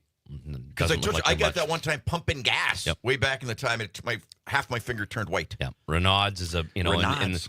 So you can be put on a medication that sometimes can help, increase your blood circulation. But sometimes people just have to deal with it. They have to wear, wearing mittens instead of gloves, so your fingers stay together. Hey, Peter Fluke. Yeah. We got to hear from Peter because he came to our event at Zambaldi's, and he was going to be going someplace yesterday morning on his bike. Because his wife was taking the car or something. He said, I'm going to take my bike. So he was going to go buy goggles so he didn't freeze his eyes. I was saying, so, it's nose, it's face, it's everything. I mean, that's why when you get these bitter colds and then now you ride a bike, it's gonna, your nose and your eyes it's gonna hurt.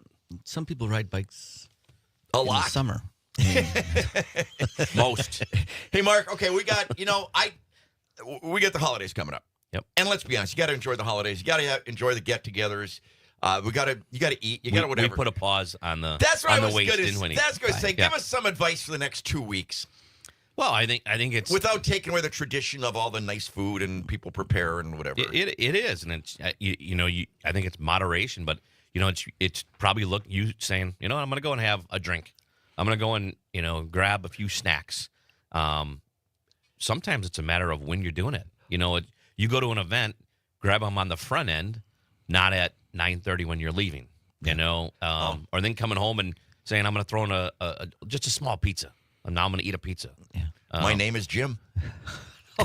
I tell you, I think these holiday parties. How often have you done that? No, these holiday parties, there are healthy things there, too. There are. Like, I don't think anybody eats them, but you gotta bring out the fruit, you gotta bring out the veggies, you gotta bring out we have some very lean meat that people could eat if they're I was at a party last night. One of our leaders had his Christmas party, and they had a lot of healthy stuff. I knew I was also at an event at Howard Schwamico, so I was being fed there, and they provided a wonderful meal. So it is. It's just a matter of when you eat and how much you eat. Yeah.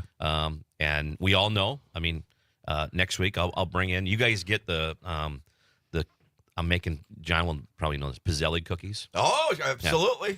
So I make Pizzelli cookies. Do you keep them in a coffee can? My grandma used to make them. They keep them in a coffee can. No, and I'll bring them in these plastic. Because they're like the size of the coffee can. If my wife was here, she'd be rolling her eyes because she finally got them to me to put them in this little plastic and wrap them up. So I'll bring you them. But everyone will say, are they healthy? I just look and go, yes. Sure. It's they're basically not. fried bread. Yeah, it's just so. And sugar. My grandma we used to call them grusteli, and we'd only have them at Christmas. Yeah. My mom, my mom started the tradition many years ago, and we do them for all the teachers. And so I'll spend Sunday in the house making Pizzellis. Okay, let me ask you this, though, Mark. So a lot of people, well, I'm just saying myself, it's like, I'm not going to hold back. You got to enjoy the whatever. So it's start of the new year. Boy, I'm starting this program. Why do so many times, why does that fail? Why you know what I mean? When it's like, boy, January 2nd, I'm given her, and I'm going to do this for the year. Why does so many times does that fail? I think two things. I think this is big. We live in Wisconsin. On January 1st, it's not usually that warm. So you say you get out there one day, and then you're like, I'm not going outside. And I give credit to all these ladies and guys from Schwabenon that said, they walk, and they said they do it outside, and I think it's awesome. But you do have to be careful. You don't want to you don't promote slips and falls. Now, with that being said, I think it's the same thing when it doesn't matter if you're starting a diet, just starting to work out. It's tough you have to fight through that first day, second day, the fifth day. I think sometimes you get past that first week or that second week, you're like, you know what, I'm doing pretty well. But also don't bite off, don't say I'm going to go walk 5 miles right away. It's not going to happen. It's like start with a mile. Start with walking around the block and just seeing how you do. And I think when we talked to this Coach Kathy, who's been on here, and we gave her that name. She's not a life coach. She should be. Oh, my gosh. But she, it was just the intake. She exercises. She walks How much? a lot. I don't remember how much. 235. And that's what she's going to level off. And That's how much she lost. She lost in 2 years. That's awesome. That's not a long time. Awesome. If you think about, we've been on a show for a year and a half. And she feels great. She just loves it. And no drugs, no surgery, no whatever. Just discipline. But the point I wanted to make was it was on the intake. She just really cleaned the refrigerator out, cleaned out the cabinets, and said, "Look, this is what I'm going to start putting in there." And if it's there, but she walks a lot. She does walk a lot. Yeah. But you guys talked about. I think it starts of what you're putting in there. If you say, if I'm a child and I'm doing it, but mom and dad's buying the food all the time, so you have to make a conscious effort of what do you I think I've told you guys, we stopped buying Diet Coke to the house. I've just cut out Diet Coke drinking at my house because why? I think you cut out any sodas. But isn't diet okay? It's gonna. It's better with water. I'll be honest with you. And my wife, she drinks water. Like sometimes I tease her, going, "I think you drink too much." She doesn't, but water is just better for you. But it goes back, John. You also talked about flavoring, and we've talked about that. If you can put in an additive of a flavor, that helps out. But if you, it's the same thing. So we talk about holidays. Think about if you cut out 2 extra drinks at one of those functions and you just had water and go water to drink instead of just going 5-6 drinks, it's going to save calories. I'm going to start that the day after your party.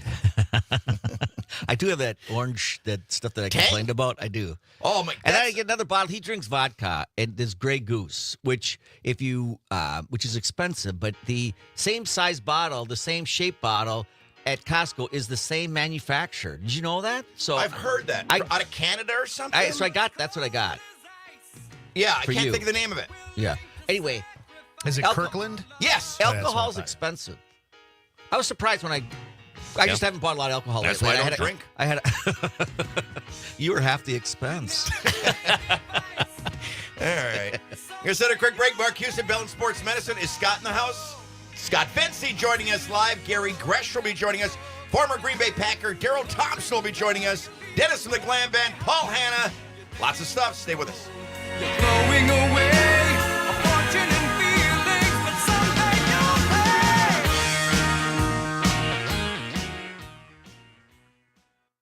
pay. Bay Settlement, 97.9 WGBW. This is your hometown radio, refreshed, keeping you informed, entertained, and connected locally across the Civic Media Network. Wisconsin's Way Market has been red hot lately. I'm Pam Yankee, starting you off before the opening bell on a finally Friday morning. Quick look at what's happening in agribusiness news. And believe it or not, weight loss drugs are driving some of the demand. I'll explain in a moment. Attention farmers and ranchers. The Can-Am Ag and Business Program wants to reward hardworking folks like you. Head to your local Can-Am dealer to find out how you can get extra coverage on top of a rebate of up to $1,500 on select Can-Am Defender and Outlander models. If you've had your eyes set on a Can-Am workhorse, now's the time to get your own. Visit your local Can-Am dealer to add a true game changer to your roster. Certain conditions apply. See dealer for details.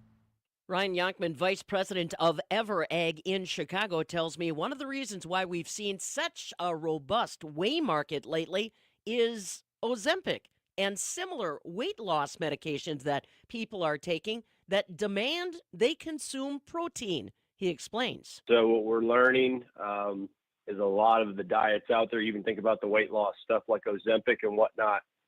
For a lot of those weight loss drugs to work, you need to fill your belly with protein. And most of that protein is coming through the lens of these high protein concentrates that we've seen such great demand for and a shift certainly in production toward. And that's really ultimately what's helped pull this kind of commodity dry whey price up here into the 70s. Ryan Yonkman, vice president of EverAg trading firm in Chicago. He also notes that many dairy processing plants that may originally be making cheese are now adding whey processing facilities onto their operations.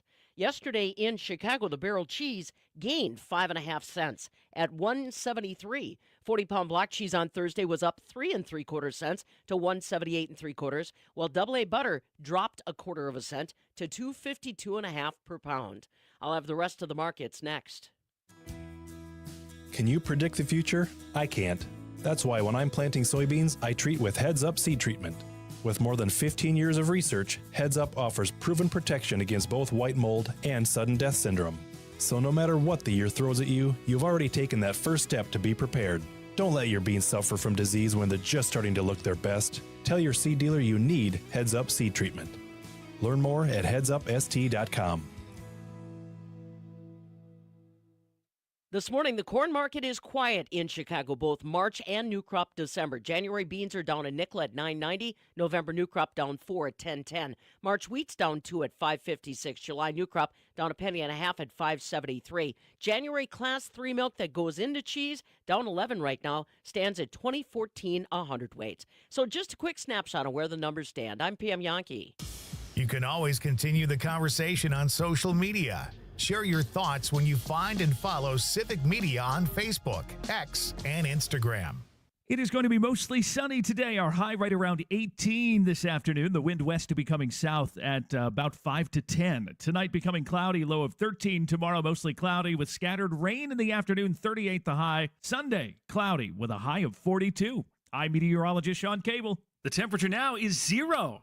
The Dom Salvia Show. Harvey K., Professor Emeritus of Democracy. We're talking about the Act 10 overturned by a Dane County judge. I think it's important for everyone to know that this was the state that in 1959 first granted public employees the right to organize and bargain collectively. We have a lot to take back. You know, I used to say take back America. Well, I say take back Wisconsin. The Dom Salvia Show. Weekdays from 4 till 6 on the Civic Media Radio Network and on the Civic Media app. The Todd Alba Show. Luke Mathers, you let the dogs out. I let the dogs out. It was me. After about 15 minutes, I go out there and I'm like, what is this mound? An opossum playing dead in the middle of the yard. I'm out there kind of hollering, like trying to corral the dogs. And then we finally got Aurora to come in the house, stepped away for a little bit, came back and was gone. I really hope that it remembers this traumatic experience and never comes back in my yard again. The Todd Alba Show. Weekdays noon till 2 on your local Civic Media radio station and on the app. Todd Alba. Hey, everybody, join us next time. We will be live in Seattle, Washington for a special preview of the Packers taking on the Seahawks. Trigby Olson joins me live, as well as our sports reporter, Mike Clemens. Join us.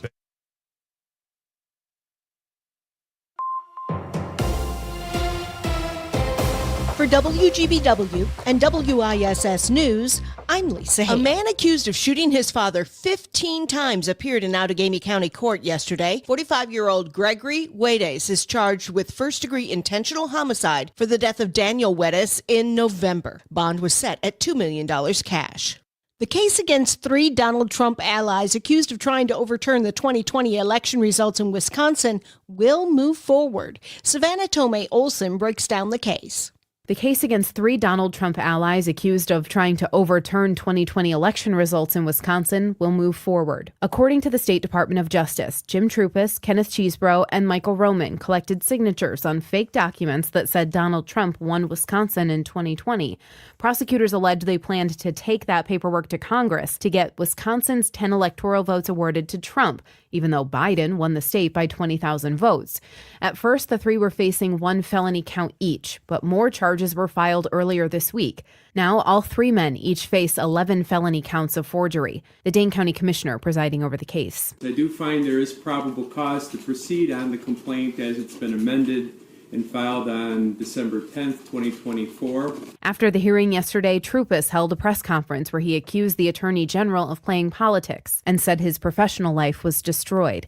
The fake elector scheme is more than just Wisconsin. Trump allies are charged with similar crimes in Arizona, Georgia, Michigan, and Nevada. And the defendants settled in a civil case that was filed last year that also included the 10 electors who signed the false paperwork. Troupis, Cheesebro, and Roman will have their preliminary hearings in court on January 28th. Each one of those 11 felony counts could carry up to 6 years behind bars. For Civic Media News, I'm Savannah Tomei Olson. I'm Lisa Hale for WGBW and WISS News. All right, don't forget, you've got till 8 o'clock this morning to get that text in for the grown-up gift list with Civic Media and the statewide contest. This hour is your chance to win $100 and also go in the drawing to win one of 8 grand prizes on our grown-up gift list. You can see all those great gifts at civicmedia.us. What do you need to do right now? Download the Civic Media app, right? Choose WGBW or WISS. Text the word STAR. That's this hour's word, STAR, S-T-A-R. Text it in before 8 o'clock for your shot to play along and win. And your next chance to play along is at 11 o'clock with Jane Matt Nair and Greg Bach. Once again, here's Maino and the Mayor, John Maino and Jim Schmidt. Hey, thank you very much. Welcome back, Maino and the Mayor. Joining us right now, along with Mark Houston, is Scott Vency, legendary sports writer of the Green Bay Press-Gazette. Do we have the G-Man on? I am on, Maino. Gary Gresh, St. Norbert College, 5-1, is that correct? It is. We're off to a good start. Nicely done, brother. And you got a game coming up tomorrow? We do. We have Concordia, Chicago at home, 1 o'clock in the friendly confines. Nicely done. Mr. Vency, any comments to Mr. Gresh? Yeah, I can't believe that his son is already a senior. I know. Because I feel like he was just at Notre Dame and Gary was looking forward to being able to coach him, and now it's already home. Gary and I talk about this all the time. I go further back. His son was at Resurrection Elementary School, and we'd be saying, like, right now, let's go back, 15 years or something like that. Right now, it'd probably be like tonight when they'd be having their Christmas pageant and the singing, and I'd be standing next to Gary and his beautiful wife, okay? And my son Dom, who's very, just singing nice, because okay. And Gary's son is up. There was the biggest kid in the school, and he's going like this, "Star of wonder, star," and making all these movements with his hands. And Gary would be like, "Knock it off, knock it off." Remember those days, Gary? Oh yeah. I think he got my attention span, unfortunately. He learned it from Gary. Yeah, that was Gary. Yeah. Uh-huh. G-Mac, how's it going over there, man? You got another great team. Yeah, we've gotten off to a good start. We challenged ourselves a little bit here with exhibition games and played Green Bay early, at St. Thomas early, and then we played other Division III schools, and that's a true litmus test. So we were able to go a little bit on the road early, and then now we have a nice little homestand where we've won a number of games at home and then conference games at home as well, which Saturday's game will be a big conference game coming up. So off to a good start. We had to replace 2 seniors off of last year's team that were all conference players. Carter Gebler as a point guard, Evan Glazer as a center, and then all those other kids in Garrett's class, Jamison Nikolai, Kyle Krieger, Brant Wilson, Aiden Harrington, all those guys as juniors now stepping into different roles as seniors. So it's taken a little while to kind of find our footing. And then we're also playing some young guys that really didn't have a lot of experience coming into this year. So we're kind of finding our footing a little bit, gotten those guys some good experience and minutes, and then hopefully just continue to get better. Pretty good energy at your games. I think they're fun to go to. And does that home court, I should say, make a big advantage? Because the NFL's talking about the shines off the Packers on a home field advantage. They just really. I don't want them to have a home playoff game. I think they play better in warm weather. Probably warm weather or in a dome. Yeah, your attendance, it seems to be picking up. I've been to a few of your games, and you're fun to watch. But just to talk a little bit about playing at Norbert's. Yeah, I mean it's a great bargain to begin with. I think it's like $5 for adults and $3 for kids. And then it's very intimate. It's built like a high school gym. The bleachers are right on the floor, so you're very close to the action. You can see and hear just about everything. And then when we get a good home game with the students there, it's really a neat atmosphere for our guys to play in, and a nice home court advantage, obviously. I love the student. We talk about GB, Absolutely. how it's could be a little bit better. Need but, more student support. But Norbert's, they're kind of living on campus. You Absolutely, know what I mean? just So walk it's over. and that's a great evening. A Mark, great day, I should say. 1 o'clock. You and Gary go way back, don't you, Mark? We do. Gary was kind of an unofficial roommate at college when I think you were an unofficial roommate of me, Mark. I passed out. I had let him alone. Yeah, we went from having 2 roommates to 5 real quick between him and Jeff Norgard, but they were the greatest guys to have. And did not drink at all in college because Dick Bennett said don't drink. No, never happened one bit. These guys ate healthy and water. They drank water. Yeah, hey, Gary, you guys never even drank like after you guys won the conference championship and were on the way to the NCAAs when you had a little get-together at your place, and I did a live shot with you guys. I'm gonna a lot of plead shots the with fifth you on guys. that one. I think there was a lot of milk and cookies, maybe some pizza and soda. It was just a good time had by all. Yeah, it was one of the greatest times of all time. What do you remember that team, Scott, watching these teams with Gary? Oh, just first of all, how good defensively they are. Oh, right? Incredible. But, I was thinking about how fascinating is it that Gary and his wife are both great athletes, great basketball players, and yet the whole family. I mean, the daughters, your daughters that were in Wisconsin, right? Wisconsin, she might end up being the best of all 4 of them. Yeah. And they were really good. What a family. What an athletic family. Sometimes Thanks, Oh, hey, no, I didn't do anything. You That was all Gary, you. Honestly, though, Gary, I mean, you were a great soccer player in high school. I thought your son was going to go into soccer. I remember when he was young, he would score like 5 goals a game or something, wouldn't he?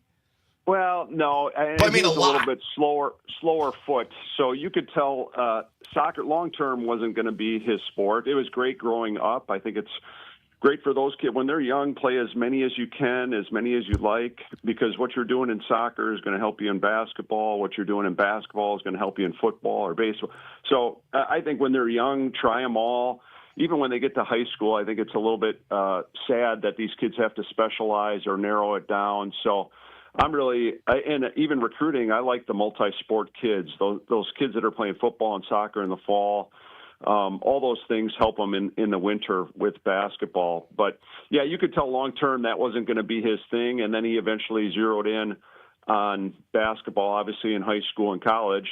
And then my daughter, same thing. She was good softball, volleyball, soccer a little bit when she was younger, and then honed in on basketball. How's she doing at Wisconsin? Good. I mean, their team is off to a good start. They've had a favorable schedule early. They've been at home and a lot of mid-majors at home. They just beat Butler 2 nights ago in double overtime. And then they'll have one more non-conference game on Friday, and then they start the Big Ten schedule, which on the men's side, everyone knows it's a terrific league, and then same thing on the women's side. And then they just added UCLA, USC, Washington, and Oregon, and those teams are excellent on the men and women's side. So I think they'll get a little bit more tested as they get into the conference. But she's doing well. That's awesome. Gary, I was talking to Scott before we went on the air, and yesterday Johnny and I were with the Bayport High School Football Championships, and just a great group of kids. I was talking to the coach, and he goes, these are good students, too. And then last night, I work at the new community shelter, and we had kids from Notre Dame serving food. I didn't know they were coming in. And, I just make a comment on, everybody talks about too much sports, but these sports athletes, these are good students. I mean, we are turning out people who are going to contribute, maybe not in the area of sports, but area of medicine and politics and everything else. And I'm just so impressed that you coaches are not just X's and O's. You're really teaching them that, there's a whole world out there for you. Well, that's true, Mayor, and especially at St. Norbert, like we're required, I think, by our athletic department to do one community service project. But it's amazing. Our kids end up doing 3 or 4. I know in Martin Luther King Day, our guys will get together and do something for a couple hours during the day. So, yeah, a lot of the focus is what they're doing on the court and their accomplishments, but there's a lot of things that go on behind the scenes that these kids are giving back to the community, and they're really well-rounded student athletes too. Well, and just kudos to the coaches on that. I just think that's we a had big part of it. Sundance was talking about that, and the coach yesterday, and now of course Gary, and I just some guy who loves the community like everybody does. I just thanks for what you're doing. I'm not worried about the future. No, and it's pretty, when those kids, sometimes they're getting up in the morning to do some of those things, and the hardest part is just getting them up and moving. And same thing with like a morning practice. Oh, I got to get up, I got to do this. But once they're there and engaged and doing it, and after the fact, they're already looking back and say, wow, that was really neat. I'm glad we did that. So it's just a little thing for our guys to do some of those things, but it goes a long way in the community. I was actually talking to somebody about Gary the other day, and one of the things I said that I thought was really cool is, Gary could have gone and gotten another job. Yeah. He could have gone another level.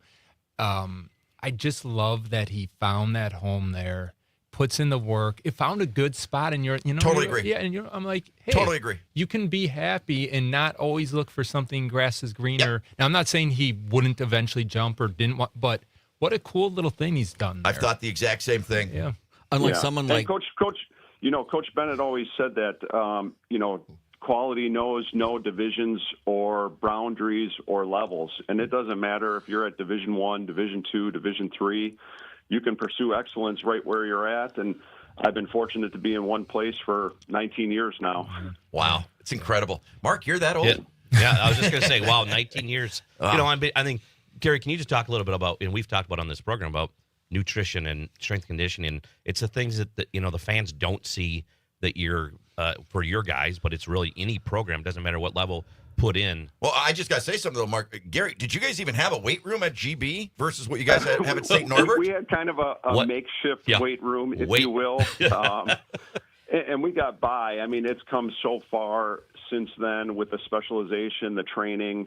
The facilities have changed quite a bit. The old weight room was literally a closet that we worked out in in the early 90s. It was a closet that they remade into a weight room. So it was where the John Deere. I think it was donated equipment, wasn't it, Gary, and stuff? Yeah. That's such a big part of it now, though, isn't it? But the thing that Mark always talks about here, when people think about weightlifting, back in my day, it was like, don't do that, you get muscle bound or whatever. But that is such a big thing in preventing injuries now, isn't it, Mark? It is. I mean, and it's not just not lifting one day a week. Yeah. I'm sure these guys have a complete routine that they do. It's just like Gary said, getting them there. It's a big thing. Making sure that they're moving. Big part of it, isn't it, Gary? Oh, yeah.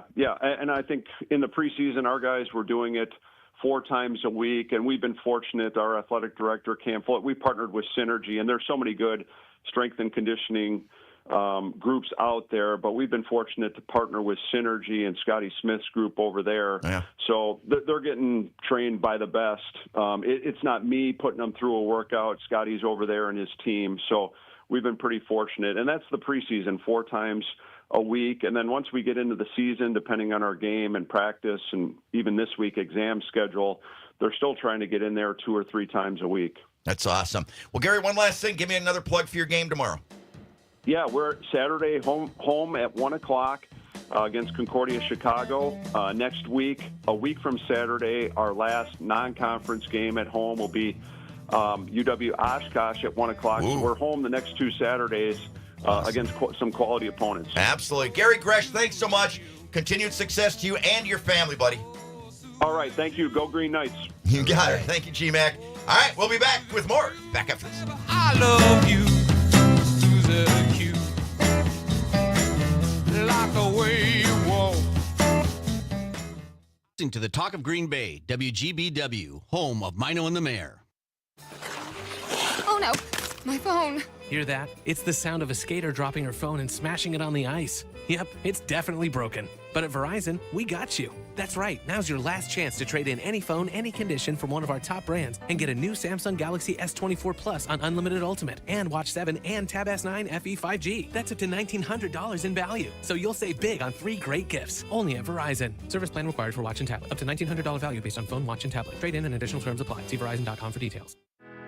I'm Dan Schaefer. Let's recombobulate. Big news in Wisconsin this month, as much of the controversial anti-union Act 10 law was struck down in a ruling by Dane County Circuit Court Judge Jacob Frost. 2 takeaways on this. 1, the ruling gets at the heart of what has always made this law so brazenly political, by defining public safety employees differently from general public employees. That decision was pretty clearly made not based on across-the-board policy, but on which unions backed Scott Walker for governor in 2010. It would be fitting if that is what ultimately spells the end for this controversial law. Secondly, this case is headed to an appeal, which almost certainly will end up at the Wisconsin Supreme Court. While this case still might be decided by the court's current 4-3 liberal majority, it's a good reminder of just how important the upcoming race for state Supreme Court will be. Find all of Dan's work at the Recombobulation area and on our website at civicmedia.us. Finding the special healthcare resources families need just got easier. Wisconsin Wayfinder Children's Resource Network helps kids with delays, disabilities, special healthcare needs, and mental health conditions. Call toll-free 877-947-2929. Ask questions, get answers. Connect today toll-free 877-947-2929. Sponsored by the Wisconsin Department of Health Services. Not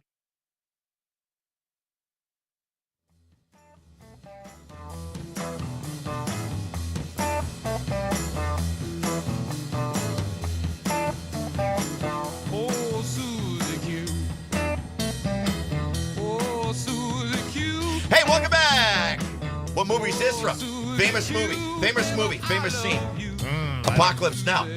Remember, it's when the Playboy bunnies came down and started dancing, did their whole thing? Of course, that's why you remember it. And one of the women, one of the dancers, was Judith Light, who played the mom in Who's the Partridge Family? No, Who's the Boss? Oh. Yeah. Oh, wow. Hey, welcome back. Maino the Mayor here, 97.9 WGBW and WISS. Gary Gresh in the He had house. to look at Mark the Houston. wall. John, we've only been I know, here a I year kind and of a lost. half. I know, I lost my train of thought. GBW. Gary, or Scott Van C, got to talk UW Green Bay basketball. Having some issues with some players. Yeah. But it seems like Doug Gottlieb said, okay, I'm trying a line in the sand here. Here's how we're going to do it, folks. Here's how it's going to be done. If you don't like it, leave. It's his house. He's building a house. Absolutely. He's got to make The a foundation. yep. I thought what he said was You had a great what article coach about should that. do. Yes. Talk about that, please. Yeah, first of all, I thought GB was going to be a lot better this year than they were, only because I thought the caliber of athlete that he was recruiting late, by the way. I mean, he didn't get a great chance to recruit, but I thought in the Horizon League they were going to be very competitive. Well, they might be. No. Okay. No. Maybe that was one of the toughest non-conference schedules I've ever seen. But the fact that then they're started off 0-3 in conference. Milwaukee's good, but I mean, IUPUI is not like any Cleveland State's whatever. They lost to Campbell in non-conference. These are not great teams. So I don't know if you can all of a sudden just put it together that quickly. But sure, he's trying to build something. I think some of these kids are not going to be here next year through graduation or just the portal or just not being eligible. So I think this is going to take a little bit of time. And, you know, what's interesting for me is, and I'm not saying I think this is the problem, but I was very curious if they started off like this. Do people start to go, hey, Doug, this is a part-time job for you. You know, you're still really paying attention to your job. Maybe if you would focus, is that going to start? That's the white elephant. And everybody talked about that when he came on. It's like, okay, coaches are, this is your focus. This is, this is where you got to nose to the grindstone. And then here's a guy that has, a lot going on. Although I do, and he's been on this show here, he seems like he's saying the right things. You know what I mean? Like, and even when the article you wrote and some of the coverage on, look, this is the way we're going to sit a guy that's scoring 30 points. I don't know that I would do that, but, and you listen to him and think, yeah, you are in charge. Yeah. What I've loved about Doug the most, and I think it's because he's the radio media guy, but I mean, he will say things that coaches usually don't say. I mean, about the kid he benched, hey, I'm not going to play him if he's going to be a jerk out there. Like, it's just not what, I mean, that's basically what, in not candid. So many words, this is how it's going to be. Right. Yeah. He's very candid, and building a culture takes some time. So we will see, obviously, the kid he benched. isn't going to be here next year because he's a senior. Is he an NBA prospect? The Pelicans were there watching him the other day. That doesn't mean anything, but the interesting thing with him is very talented scorer, but he's not going to win a defensive award. Right. He doesn't rebound, but he's a pretty special talent shooting. And he's fun to watch. I think you talk about filling the seats, and that's not their main priority, but man, he is fun to watch. He is. I mean, he can shoot from anywhere on the court. And he doesn't miss. No, and sometimes, because he does shoot from everywhere, and they go in, you're like, wow. But then when he misses one, it's like, what are you doing? Right, right. Because they look really bad. But I mean, the thing that's surprising to me is when you have a 28-point scorer. Usually in basketball, Maino, that makes you competitive. That usually gives you, there's 5 guys. Usually you're 500 at least, but I mean, they don't play defense at all. Talk about Gary playing defense. Yeah. This team does not play any of it. Well, let me ask you something, though, Scott. And the NIL has been such a big issue. How tough is it for UW Green Bay to keep a kid who has a great season? Almost impossible. I mean, you even saw it last year with Noah Reynolds, who had his brother here coaching, who had one of his coaches at Wyoming here as the head coach, and he even left because he obviously could go bigger, make more money. So now it's more one of those feeder systems that you see for like middle schools to high schools. Now that's what a GB is. It's got to be. Even like when we were at the Phoenix Steak Fry. Yeah. And Mark Murphy said, I was for many, many years, I was a college athletic director. I can't think of a tougher job right now. Yeah. And when you think about it in the history of sports or coach, this is so tough on those people, isn't it? No, absolutely. And that's where it's like, so as you're trying to build this culture, what I'm curious about is he's sending a message, but isn't it going to be a whole new team next year that didn't know about that culture that you said? I mean, it's like, good point. I just don't know how many of these guys come back. And those schools like GB, I mean, do you really want to coach a feeder school? You know what I mean? Like, I think they'll still be able to recruit great coaches. Yeah. Like, I think they've had the last 2 seem like. Well, they're paying the coaches these days. I mean, yeah. Dick Bennett told me he started out at $43,000 a year, and that was including teaching like 3 classes. Yeah. Well, now it's actually not just the players, but for coaches. I mean, Wardle and the Kowalczyks, they stayed here a while, but now for these coaches, it's, hey, if I can build something quick, I'm trying to get another job because I can't consistently win here because of you got to strike with the fire's hot. Absolutely. Wow. But you have to give him credit that he's putting his foot down, saying, I agree. You know what? If I'm here 1 year, if I'm here 3, I'm going to do it my way. Because he's not going to, if you let the players dictate, man, you could lose it. It's a slippery slope there. Yeah, so like you got to give Coach Gottlieb credit. Right, like anything. However, and I don't know anything about coaching, but it's different than the old days. I mean, they really talk. Even when we had Sundance on here, even that kid, that coach yesterday, it's like, it's more than the X's and O's, and I think that's a tough job. And then you put in this whole portal stuff. I don't know. I wouldn't want that job either. I mean, you don't know literally from week to week almost, if somebody's recruiting your kid, because that's happening. Oh, absolutely. I mean, can you imagine the tables. Come February? Because you know what? Every player that's good has a guy in the background. Whispering in his ear. A guy totally. in the background. I can make you the bag man. All right, we're going to start a quick break. Back in more after this.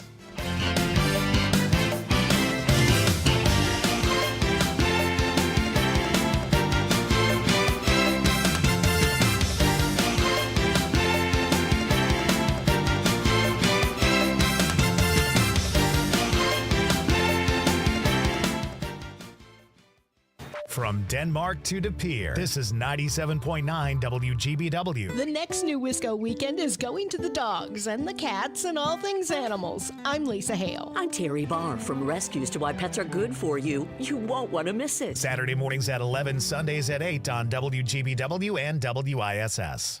Are you ever questioning when life will slow down? Are you ever thinking of just relaxing and enjoying the simple things? All of this is possible, even while still being in the workforce. Worthington, Minnesota is a town growing, yet it's nothing like metro life. Professional and labor jobs, a beautiful lake, bike trails, recreation, acres of public hunting, festivals, and great people. Slow down. We're just a short drive away, so come join us. Worthington, it's worth a look. Enjoying this local program? Find the complete Civic Media lineup at civicmedia.us or the Civic Media app. This is 97.9 WGBW Denmark, Green Bay's real news and great conversation, a civic media radio station. ABC News, I'm Brian Clark. 38 days until Donald Trump is sworn in for his second term in the White House. He invited Chinese leader Xi Jinping to his inauguration, but sources tell ABC Xi will not accept. Trump's cabinet nominees continue to meet with lawmakers. ABC's Mary Bruce says the choice for Defense Secretary Pete Hegseth met with a Democrat for the first time. John Fetterman of Pennsylvania. Fetterman tight-lipped. Are you considering voting for him? You know, so it's just like it's a conversation. Are you open to supporting him, Senator? Hegseth has been battling accusations of sexual misconduct, excessive drinking, and financial mismanagement. He's denied it all. A Florida woman's been charged with threatening her insurance company after it denied her claim. Police say she echoed words that were written on the bullets that killed United Healthcare CEO Brian Thompson. The man charged with killing Thompson, Luigi Mangione, was not a United Healthcare member, according to the company. He remains in custody in Pennsylvania. This is ABC News. I'm Lisa Hale with WGBW News. Your news in depth. Find it in the news section at WGBW.FM. For 97.9 WGBW News, I'm Lisa Hale.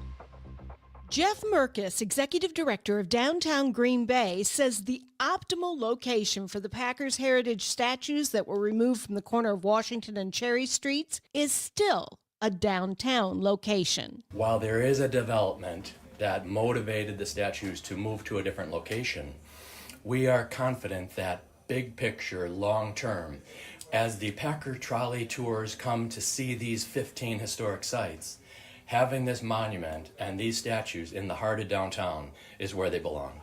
Downtown Green Bay is suggesting a site at the KI Convention Center to the Packers leadership and Packers Heritage Trail Incorporated, who will ultimately make the decision on where to put the statues. The Wisconsin Department of Public Instruction has adopted new reading curriculum recommendations without the approval of the Joint Finance Committee. State Superintendent Jill Underly sent a letter to the Republican-controlled committee last week referencing a state Supreme Court decision showing that the DPI does not require Joint Finance Committee approval for the curriculum. That decision found that the legislature has used the Joint Finance Committee to violate the separation of powers by blocking stewardship purchases. The Wisconsin State Supreme Court is poised to consider a case involving a conversion therapy ban. Governor Tony Evers and Attorney General Josh Kaul filed the lawsuit after the Republican-controlled state legislature blocked a rule that would have banned the controversial practice years ago, arguing that the move violated the state constitution's separation of powers clause. The state Supreme Court is expected to hear oral arguments on whether the state legislature overstepped their constitutional bounds in the case in mid-January. I'm Lisa Hale, 97.9 WGBW News. For news anytime, log on to WGBW.FM. It's the Packers and the Seahawks Sunday night. Hi, I'm Mike Clemens with sports. The Packers take on the Seattle Seahawks on Sunday Night Football. Green Bay hoping some of their players are ready to return to action, like linebacker Edgerrin Cooper, who's been impressive as a rookie until he suffered a hamstring injury in practice 3 weeks ago. It means a lot. It's been a long 3 weeks. I'm just ready to go out there and just play as hard as I could and make plays. NBA, the Bucks are in Vegas. They face the Atlanta Hawks tomorrow at 3:30 in the NBA Cup semifinals. Women's college volleyball tonight, NCAA regionals, the Badgers in Lincoln, Nebraska, for a rematch with Texas A&M, a team they beat 2 months ago. Wisconsin CC Crawford asked how they've improved. We've grown so much as a team, not only on the court, but off the court. One thing we worked on at the beginning of the year was communication, and we've excelled in that. Obviously, we played them earlier in the season, but they're a different team now. It's been 2 months. Same thing for us. We're a different team now, so it'll be a fun matchup. That's the Badgers CC Crawford. With sports, I'm Mike Clemens. This is your local civic media radio station. Want to hear even more? Anytime? Find all of it at civicmedia.us. It is going to be mostly sunny today. Our high right around 18 this afternoon. The wind west to becoming south at about 5 to 10. Tonight becoming cloudy, low of 13. Tomorrow mostly cloudy with scattered rain in the afternoon, 38 the high. Sunday, cloudy with a high of 42. I'm meteorologist Sean Cable. The temperature now is 0. The Todd Alba Show. Pat Kreitlow, all your time in the media, television, radio, what have you, what was one or two of the oddest things that people were complaining about? As a TV anchor, your hair. You have some of the finest hair around. How could anybody criticize your hair? Oh, well, because a consultant forced me to change it. Were there focus groups? I'm not aware of any focus groups other than the audience, which universally hated it. It was a bowl haircut. The Todd Alba Show. Weekdays noon till 2 on your local Civic Media radio station and on the app. The Maggie Dawn Show. Jeffrey from Madison. I worked for the city of Madison for 34 years. Act 10 cost me $42,000. Yep. In 1977, the state of Wisconsin passed a law that says public employees cannot strike. With Act 10, now we can't bargain for working conditions and benefits, so they basically turned public employees into second-class citizens. Yes. The Maggie Dawn Show. Weekdays from 2 till 4 on your local Civic Media radio station and on the Civic Media app. Dom Selvia. Just PS here. Dom's out for a few days, so we've got friends filling in. Next time, join Civic Media's sports director, Jimmy Kuska, for, you guessed it, sports talk and local news. The Dom Selvia Show. Weekdays 4 till 6.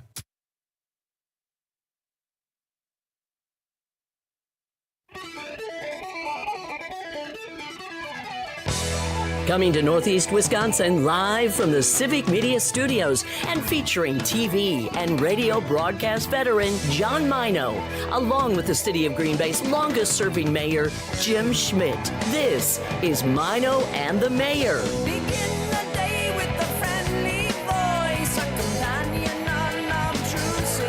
And here are your hosts, John Maino and Jim Schmidt. Hey, thank you very much. Welcome back. We've got Daryl Thompson, former Green Bay Packer running back, coming up at about 8:15.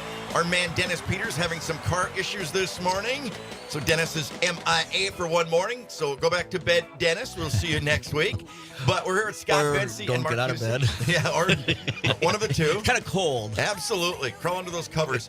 Got to ask you guys about covering sports all the years. I mean, Mark, of course, you on the medical side. Scott, you on the actual, getting out there and doing things side. Medical's more important, by the way. Well, it kind of is, but they kind of go just hand a in little hand. bit. Just a little bit. But Scout, you've been here now for a long time in Green Bay, which I think is really cool. You're almost like the Gary Gresh type thing. You could have gone places, but this is like your hometown, and I think it's cool. Somebody that grew up here, went to Green Bay East, followed sports all along, because you get the credibility factor if somebody says, well, he's not as good as this guy or that guy was years ago. But what have you seen over the years, high school sports-wise, in the Northeast Wisconsin area that you cover from the time you started till now? I'm not going to forget that question, but for 1 second here, that's exciting to see Daryl Thompson on the screen there. I know. That's my childhood. Isn't he a great guy? He signed a football card for me. No kidding. Oh, cool. I think he was in the first round out of Minnesota with Tony Bennett, the football player. Yes. Same first round Both for first the round Packers. draft picks. Yeah, Daryl Thompson. 1990. That hits right That's there. awesome. Yeah, that hits. But that's cool. Well, you're going to be talking to him at 8:15. Well, I'm not going to be. Yeah, talking. you Yes, are. you are. You're sticking Really- around, wow, man. Wow, That's why we amazing. had you come in now. It's amazing. Yeah.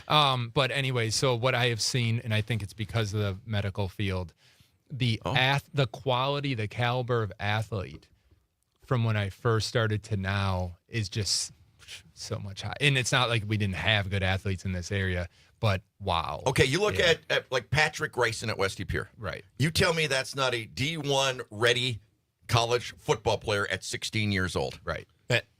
And then I agree.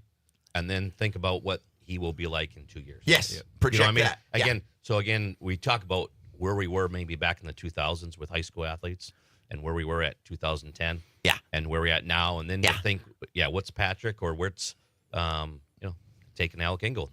Alec Ingle, where were these guys and what did they do as a freshman? What did they do as a senior? Yeah. What did they do as a junior, senior in college? And But for me, the number one thing is the quality of the quarterback play over the years that I've watched it. I wasn't here for Bud Keys. When I came to town, Bud Keys was going to be a freshman at Wisconsin. And I think he could have been a great Wisconsin quarterback until they switched to the Veer offense. I think that really screwed him up. 6'3", great arm, had it all. And I just think, and then when I did see him play, even when it was the Packers, I could project Grayson as almost like, and I've asked some people that when you saw him play versus this guy, I mean, those are two of the best I've seen in high school football. Yeah. And it's just amazing how just the mechanics and things have gotten so much better with these kids, haven't they? Yeah, no, and when I first started, it was, and I still appreciate the. Yeah, no disrespect to those guys no, whatsoever. Like I said, a lot of them didn't have weight rooms, didn't have 18 coaches, whatever. Yep. They were great athletes, but things have just gotten so much more professional at those levels. And it's been a while, James Morgan at Schwab. Absolutely. Now it's been over a decade, and that's where it's like, whoa, we haven't seen a lot of this in this area. Right. And then to your point with Grayson, he's actually the best I've ever seen in this area in the last 20 years because of if he can stay healthy, because he's had some concussion issues, which is always a huge concern, especially when they start to multiply like that. But if he's able to stay healthy, works hard, he's going to work hard. Yeah, he's going to be good. So, Scott, we were talking earlier about the character of the athletes and how I think I'm right in that they're just good people. And you look at that Alec Ingold, he's up for the Walter Payton. You Walter always Payton. think about that. You even did it yesterday, Jim. I did. You talked about these kids about going into politics. I did. Whenever some young person impresses him, he talks about that. But I will say this. Not forever. You did that to Alec Ingold, and that was one where it's like, you know what? You're right. I'm thinking about it. Yeah. Mm-hmm. And you don't have to be there forever, right? We don't. I'm all about term limits, but man, to serve 12 years or something, it'd be awesome to help a community. Anyway, you talk about changes though. 20 years, Scott, you've been covering this, but probably the biggest change though isn't that whole social media. We touched on that, but that has just been something. People read you. I mean, you cover the sport, but you also have a professional opinion on it, and I think sometimes we like to hear that. Yeah. But has that been? You talk about the athletics has changed a lot, and I'll give you that, the weight rooms and everything. But boy, the media too has changed a lot, right? Yeah, and I was saying before, I think in, let's say, 2005, I just feel like kids were still reading the newspaper or reading I really don't think. If I went up to Christian Collins, the great Notre Dame running back, your neighbor, I think, and I've talked to him multiple times. If I said, "Hey, Christian, what's my name?" Man, I'd be surprised if he knew it. And I'm not even looking for first and last, just my first name. He's coming over to my house Saturday night. Ask him. We're going to ask him. So I'm going to give credit to Scott, because I think there are, if you polled 500 kids, no, I don't think they are going to know. Mm-hmm. But I think the kids who are around athletics and successful programs, I think are going to know who you are. And I think it's because you have done those feature stories. And you've given find back. you online though. Yeah, we know that's changed. I mean, the game. I miss that. I miss the old sports pages. Open up the page. Mm-hmm. Yeah. I agree. On a Saturday morning and open up to see all the different games. Absolutely. On a Friday night or after a Thursday basketball game. We get it. It's changed, but they don't deliver anymore on a Saturday. We actually don't have a print product on Saturday, so there's nothing to deliver. They don't. Yeah. I was telling them how I got upset with the Press Gazette, but I just went crawling back. That happens all. When I was mayor, I used to cancel you guys all the time. I'll tell you what, though.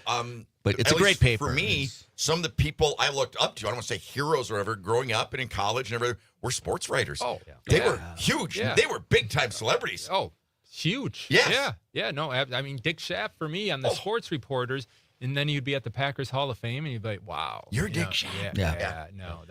Those were my guys growing up. Is that what kind of led you to? Who were like your guys? Oh, well, Dick Schaff was one of them. Okay. The guys from the Washington Post, because I grew up Tony in Washington. Kornheiser? Yeah, yep. Those, Michael Wilbon? Yep. More Kornheiser, though, okay. by the way. Yeah, but... for me, it was Joe Falls from the Detroit Free Press. Oh, legendary. Yes. Yeah. Teddy Greenstein from the Chicago Tribune. He was doing Cubs, and then he went to Notre Dame football. Okay. You know what? Skip Bayless. He did an interview for me when I was in college. One of the only guys who responded, so I always respected that. Now, I do question some of his antics after that, but I always respected that he took the time to talk to me. When you're in college and somebody That's awesome. takes the time, you better believe it. Absolutely. So I just think it's a shame. And I know that the world has changed, but Mark, you and I and whatever, same thing. Saturday morning, that was the greatest thing in the world, is open up that sports page. You know what, though? I liked Green Bay East during lunchtime going to the library in the USA Today sports section because, see, I was more of a national. I wasn't a Packers fan. I wasn't a Bucks fan. Wow. I really didn't actually even care about local sports. So, man, to get it's a treasure of stuff. The box scores, the NBA. Frank DeFord. Yeah. Oh, Yeah. Legendary. Yep. Too bad you're afraid to fly because you could have been on that level, you know? That's right. I don't think I could have been on that level. I laugh because my big thing was always look at the transaction and see all that happened. Yeah. If you asked a young kid now about what are you talking about? Yeah. That was huge to see who got traded, moved up and down. Oh, the transactions thing? That was you had a slender column, but you'd have 50 of them every single day. I'll tell you what, I go so far back, my favorite thing was the old Sporting News where you'd get it, you read everybody's Major League Baseball averages and everything. Yep. How are we doing there, Todd? Okay, still working on it. But I remember it'd always be this Detroit Tiger, Ray Euler, would always be batting like 162. He'd be last in this. And I always thought, what would that be like to, be every week in the Sporting News, you're listed as the worst hitter in the major leagues. So I had one of the legendary guys, one of my all-time sports media heroes, Ernie Harwell, play-by-play for the Detroit Tigers. Yep. Loved him. And we had him on my show one time. I go, Ernie, can I just throw out some names and tell me what you think? Well, absolutely, John. And I go, Ray Euler. Well, Ray Euler, let me tell you something. He was a slick shortstop but couldn't hit a lick. In fact, it was so bad that one time he got up to bat with 2 outs, and Dick McAuliffe was the man on deck, but instead of carrying a bat, he brought his glove to the on-deck circle. He's a little Bob Uecker in him then. A lot of Bob Uecker. All right. Yeah. Okay. So, just one of those guys. You grow up with that. And, when you'd hear their voice. And those were the guys that led me into doing it because I thought they were so cool. Yeah. So. And even for kids nowadays, do they have those? Like, do they go Bob Costas or Vin Scully? I can't tell you who the Bucs announcer is right now. Yeah. I couldn't either. I know it used to be Ted Davis. Yeah. I don't know who it is. Jim, who is it? But even Bud Lee with the old Milwaukee papers and some of those guys were, fun to read. And it gave you an education. It gave you an insight because we didn't have the ESPNs. We didn't have the whatevers. Yeah. That gave you a window to the world. I think Jim just said it earlier is sometimes you find these things out. You follow social media.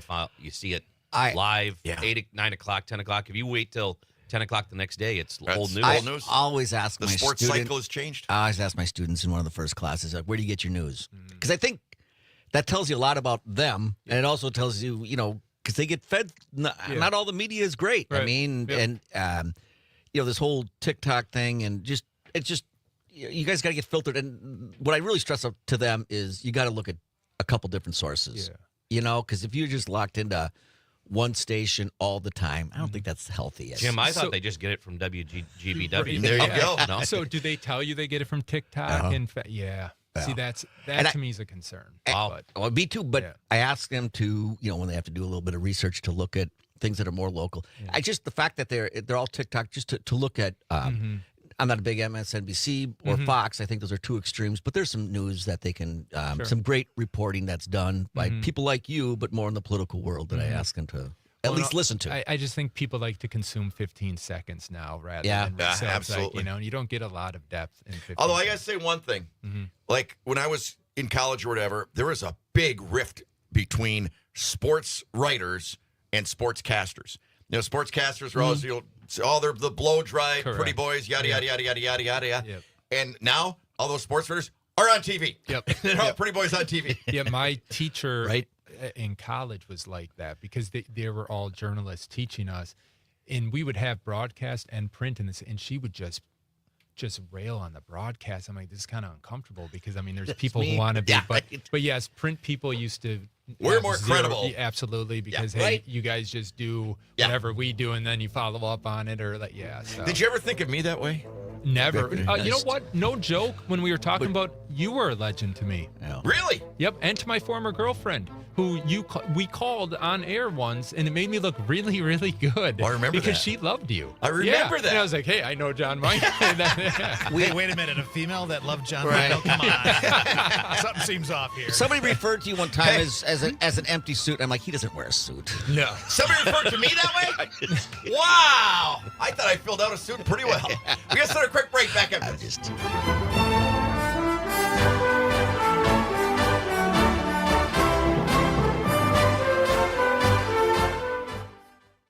You're listening to the Talk of Green Bay, WGBW, home for Nightlight with Pete Schwaba. Are record energy costs putting a squeeze on your fixed or limited incomes? With limited incomes not keeping up with the lingering effects of inflation, You might be one of tens of thousands of Wisconsin residents who are struggling to survive in the blistering heat of summer or the bitter cold of winter. While you haven't asked for it, the Keep Wisconsin Warm Cool Fund and your local energy assistance providers are here to help.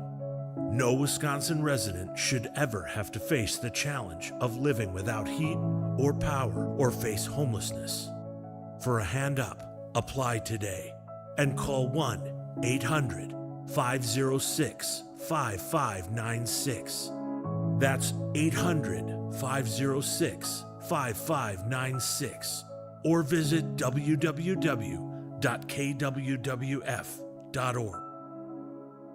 My son loves to fly kites, but my active psoriatic arthritis can sometimes hold me back. Now with Skyrizi to treat my skin and joints, I'm ready to go. Skyrizi, risankizumab Riza, a prescription-only 150 milligram injection for adults, helps with less joint pain, stiffness, swelling, and fatigue. For those who also have plaque psoriasis, 90% clearer skin is possible with just 4 doses a year after 2 starter doses. Don't use if allergic to Skyrizi. Serious allergic reactions and an increased risk of infections or a lower ability to fight them may occur. Before treatment, your doctor should check for infection and tuberculosis. Tell your doctor if you have an infection or symptoms such as fever, sweats, chills, muscle aches, or cough, or if you plan to or recently received a vaccine. With Skyrizi, there's nothing like clearer skin and better movement, and that means everything. Ask your doctor about Skyrizi today and visit skyrizi.com or call 1-866-SKY-RIZI to learn more. From Ashwaubenon to Alloway, this is 90.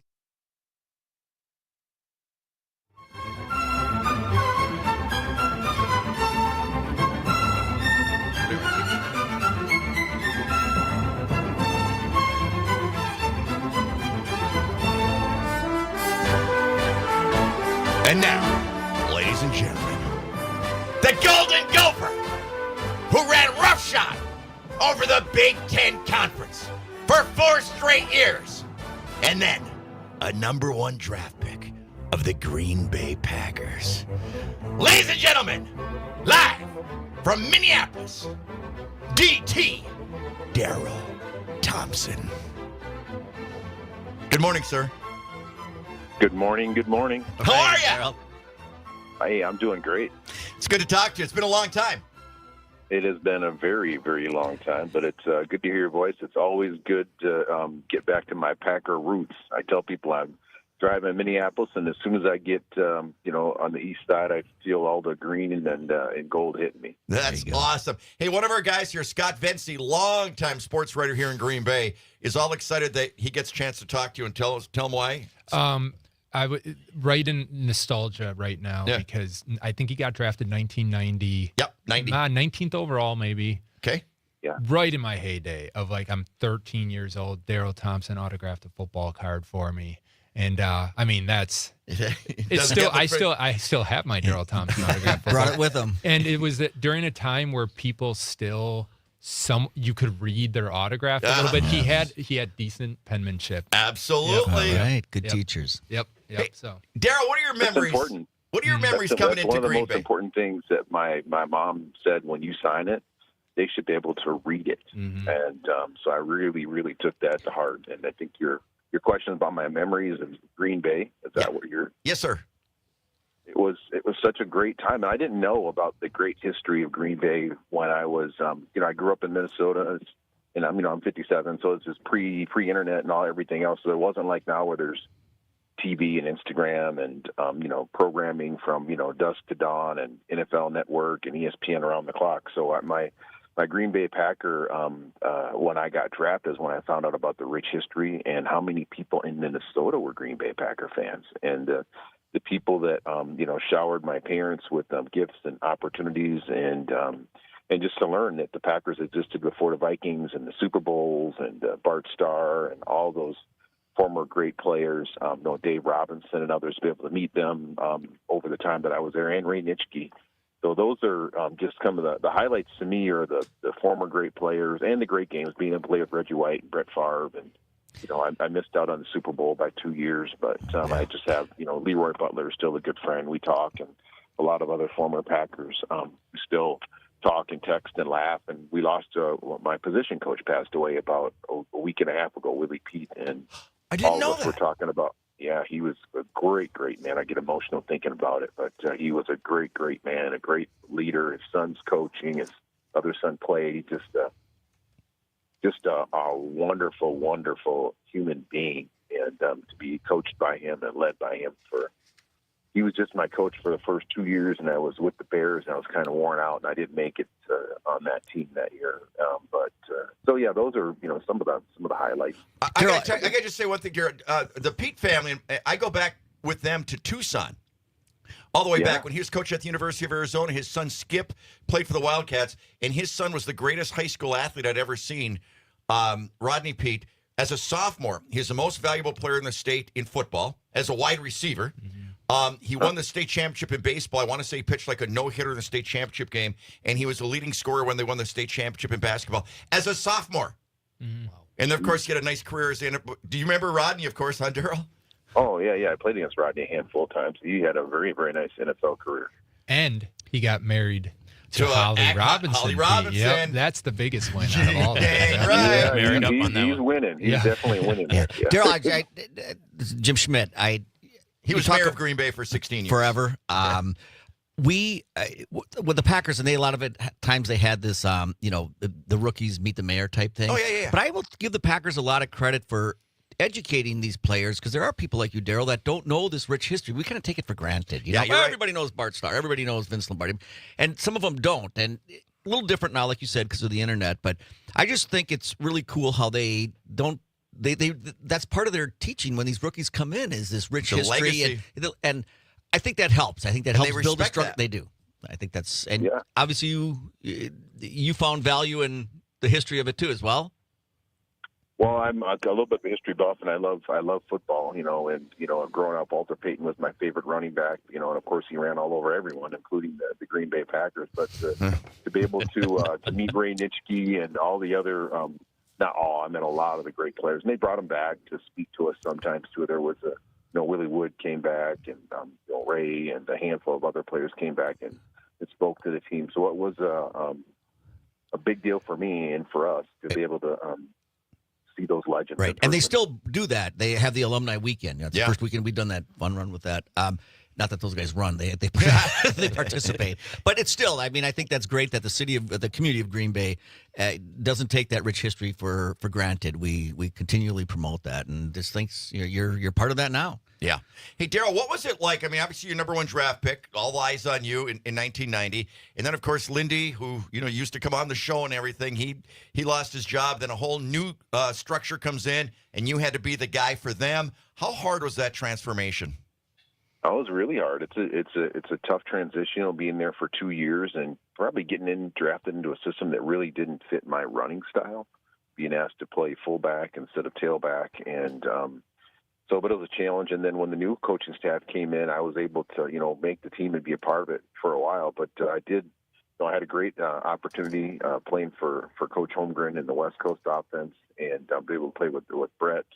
And to play with, Vince Workman and a lot of Harry Sidney and Edgar Bennett and a lot of the other, Dorsey Levens came on. So, eventually, especially as a running back, they're always, every other year they're drafting a running back because we're just playing in traffic. Your shoulders, your knees, your neck, everything is at jeopardy, and that's the nature of the beast. But we do love it, and it's a great opportunity, and it was a blast. Well, Daryl, it sure is great to talk to you here. And like I said, Don Davey helped set this up. And he said, please just don't ask about the game. He gained like 250 yards against us when I was playing for the Badgers. That may have been in 1990. He was on the Badgers teams. He was right there before they came out of it. Now, the Badgers have been on an awesome run, starting with Barry Alvarez almost, 35 years ago or something like that. But it's been the Badgers, but it was fun, and I got recruited by the Badgers. I mean, I considered becoming a Badger, and at that point, it made more sense for me to become a Gopher, and it worked out well for me. But it was, the Badgers are near and dear, and I have a daughter that played volleyball and actually was an All-American for the University of Wisconsin. Oh, wow! And competed for a national championship. So yeah, outstanding. Well, Daryl, listen, I know you're having an incredibly busy morning. Truly appreciate you stopping by, my friend. Thank you for having me on. You guys take care. You're the man. Daryl Thompson. We're going to sit a quick break. Back with Paul Handel, Heights Pub and Parlor Music Series. Talk of Green Bay, WGBW. Local radio for you and your community. It's Civic Media's mission with stations across Wisconsin. Find your favorites at civicmedia.us.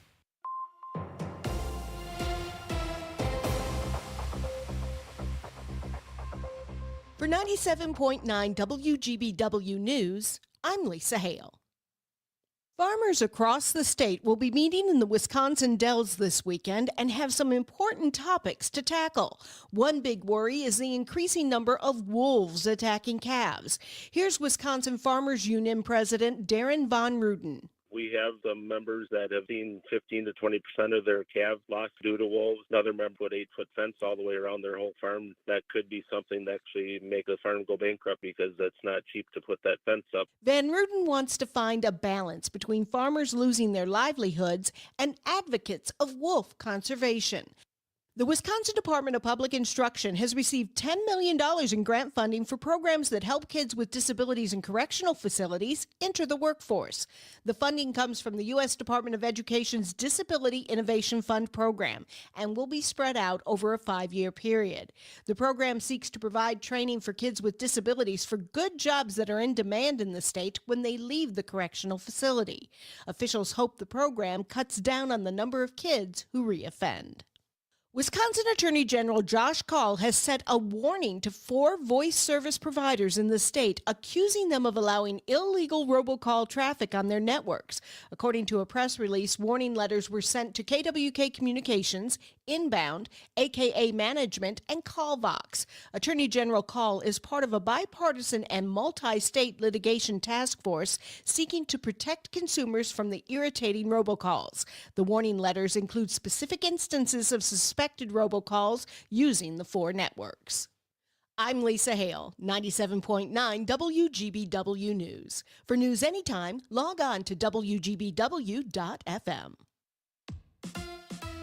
On your entertainment beat, I'm Pete Schwaba. Variety reports that there will be a new version of the film American Psycho.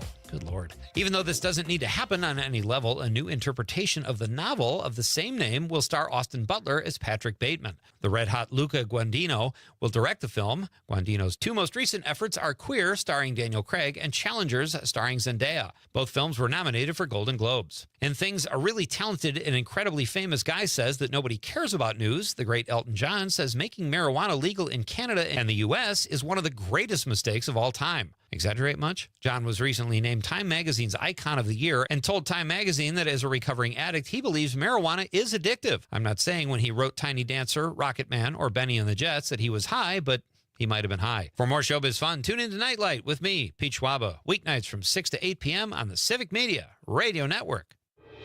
Your news, conversations, and a whole lot of fun. It's all on your local Civic Media radio station or the Civic Media app.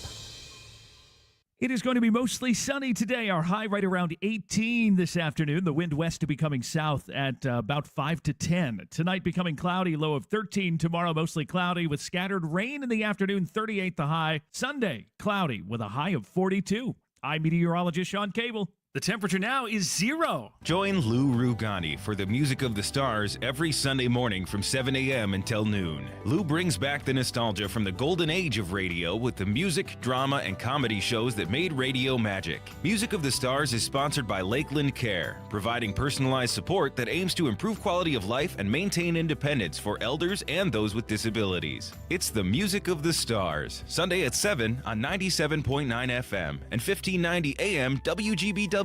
Talk of Green Bay. Ever tried balancing a dozen eggs in one hand while hopping on one foot? Or maybe juggling cats while riding the unicycle? Sounds ridiculous, right? But guess what? That's exactly what texting while driving is like. Your human brain only has the capacity to focus on one thing at a time. So when you're behind the wheel, give driving your undivided attention. Don't drive distracted. A message brought to you by the National Highway Traffic Safety Administration, Project Yellow Light, and the Ad Council. Jane Matnair and Greg Bach.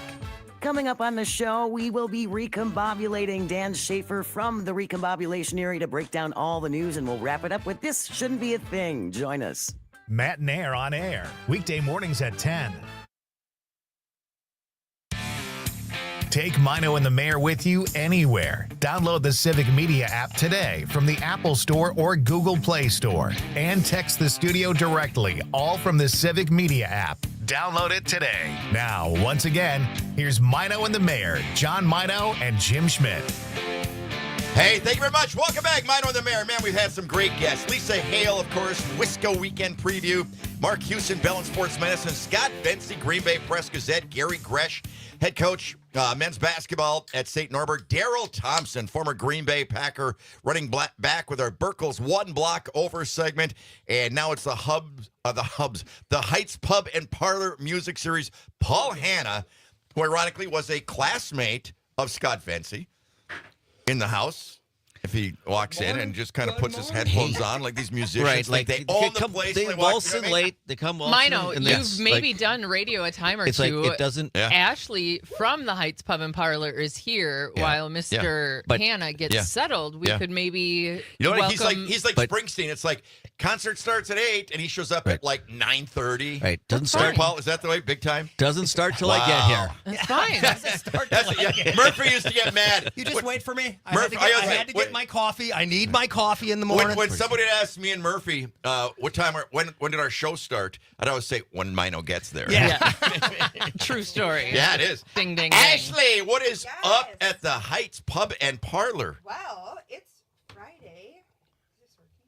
Is this thing on? Okay. I'm having some issues with her mic, so Maino, would you share, please? Thanks. Okay, so it's Friday. We got fish, perch, and walleye. Awesome. We also this week have new featured plates. And I'm telling you, I have tried all of them because Dom is making me come outside my comfort zone, and they are absolutely delicious. We've got a grilled romaine salad, hot bacon dressing. That's so good. Now that's good. That is good stuff, and that is It Wisconsin. It's everything about hot bacon. Yeah, and anything with bacon is delicious, really. Vinegar. We have a Nashville crispy chicken sandwich. Oh, God, it's Hey, so good.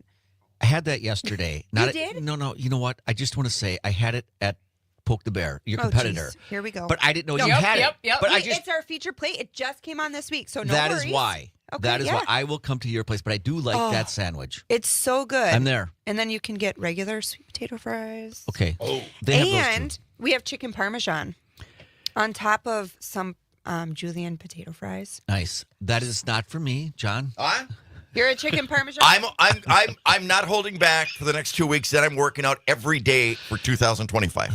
Oh, well, you've got a little bit of time then. Try some chicken parmesan. And Did I say 2025? I meant 2026. Oh. Okay. Well, next Friday we have Tony Fritz live with her piano at 7 p.m. at Heights. So, yeah, it'll be great. Where's your piano? It's upstairs. Yeah, I was going to say that too. We don't have a piano, so I'm hoping she's bringing one. That was the best question you ever asked, Jim. Roll in. Watching that Maybe all it's a mini unfold. one. Do you think? She's bringing the keys. She's bringing the. I'm having a little get together. I have a piano on the first floor, which most people do, but on the third floor, I had to get. I have another one. The piano you're talking about, and those are they're not as good, but they're pretty good. So anyway, yes, that's probably what she's bringing. Yes. I just didn't remember seeing a piano when I was at your place. Well, and, I mean, all right, enough It's of that. invisible. Comes through the floor. Yeah. That That would be secret awesome. button Yeah. elevated. Nice. It's like back in the days of TV when they'd bring in cars into the studios. Yeah. And they'd have the big name, it'd be on the round, the circular thing, so they could put it wherever they wanted. Yeah. Right. Yeah. So what else got going on, Ashley, at the Heights Pub and Parlor? We have lots of Christmas parties. We still have a little bit of time in December yet. Otherwise, lots of openings left up in January. So I swear there are more Christmas parties after Christmas these days, aren't there? I agree. Yeah. You know, you got to kind of get over like the hustle and bustle of everything. And, it's so nice. I get my own mic. Ooh. It's not you. But like, It's you know, him. you have your family stuff, you have like everything else going on. It's always nice to, be able to do a work event or something after the holidays where everything's kind of Where settled you can down. actually unwind. Yes, then and enjoy it. Yes, instead exactly. of adding. Although we've talked about this, everybody's probably been to an office party where somebody has a couple too many and says something they shouldn't have said to That's what I'm down for. Oh, yeah. That's what I'm down for. I had the impersonation. Phil, I got to tell you something. A lot of people don't like you. I think you're awesome. We never saw him again. Coincidence? That is not. Paul Hanna! Very What good. is going on? Welcome to Heights Pub and Parlor Music Series. Thanks for having Dennis me and back. the Glam Band has car issues this morning, Oh, so no. both I you know where he ladies are was. capably filling in. So I he said appreciate you've it. got a brand new song that's really cool. Yes, I do. I got a song. I never had a Christmas song before, so this is Okay. my first Christmas song, and had a couple people that helped out with it. I started on this actually a year prior, but one of the guys that I was working with ended up getting, unfortunately, got very ill, and he passed away. So this is something that I needed to touch back on, and it was a little weird, obviously, after his passing, but we got through it and it got it done, and I wanted to share it with you guys. Wow. So you wrote this song? Correct. You wrote the music as well? Yes. This is Put 100% everything you. together. That's Yes. cool. Thank you. All right, I want to hear this. I'm looking forward to that. I said the last couple weeks, there's just not a lot of new Christmas songs, and yet everybody listens to music during the holiday season. You know, I think Yep. like, a lot of people listen to it all year, but that's just a time. And besides Mariah Carey, who's cashing in every day, but there hasn't been a lot of great new. Would you agree with that? I mean, that whatever that slipper one. I just want to make new. one comment. I just saw a thing maybe yesterday for the first time in I don't know how many years. Hers was no longer the number one Really? Christmas song. I can't think Because what we're all exactly. over it's funny it. you would say that. The first time it's not number one. In I don't know. I numerous heard a new years. one today from Ariana Grande. Oh, Tell really? Me Santa or something. It was actually pretty good. But Okay. I just I'm can't sure even it's inappropriate. imagine the amount of money that she makes Oh, my yearly, though, that's- and it's done. Yeah. It's forever. It's forever. She signed a good, or he, or whoever agent was signed a really Yep. good contract because, she made $1 gazillion and it's not even Christmas yet. I don't know. I'm going to look that up at the break. I think she's still number one, Johnny. I just saw this, so it's Really? yeah, for the first time. Because do they She's still good. make money? Running the I didn't charts. know what took the Oh, yeah. place. Every time Okay, their I'm gonna find songs that out. played on the radio, Oh, they yeah. make money. Residuals. Like no matter anybody. Right. Oh Right. gosh. Yeah. Forever And they have and their ever. little music police out there, too. Sure. That Oh, if you're- yeah. They're But there's people that'll sell. city. You hear about people like older artists will sell their catalog, right? Right, You have right. somebody that'll sell all of the material. Right. The Beatles did that.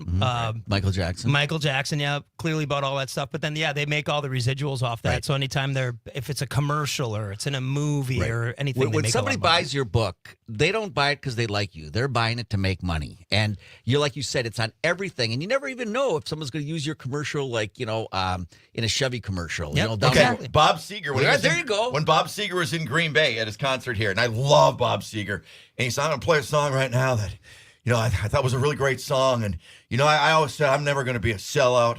I just want my music for the people." And then Chevy wanted my song like a rock, and I said, "No, I got my standards." And then they told me the kind of checks I was gonna get for the rest of my life. And anybody else want me to sing a song?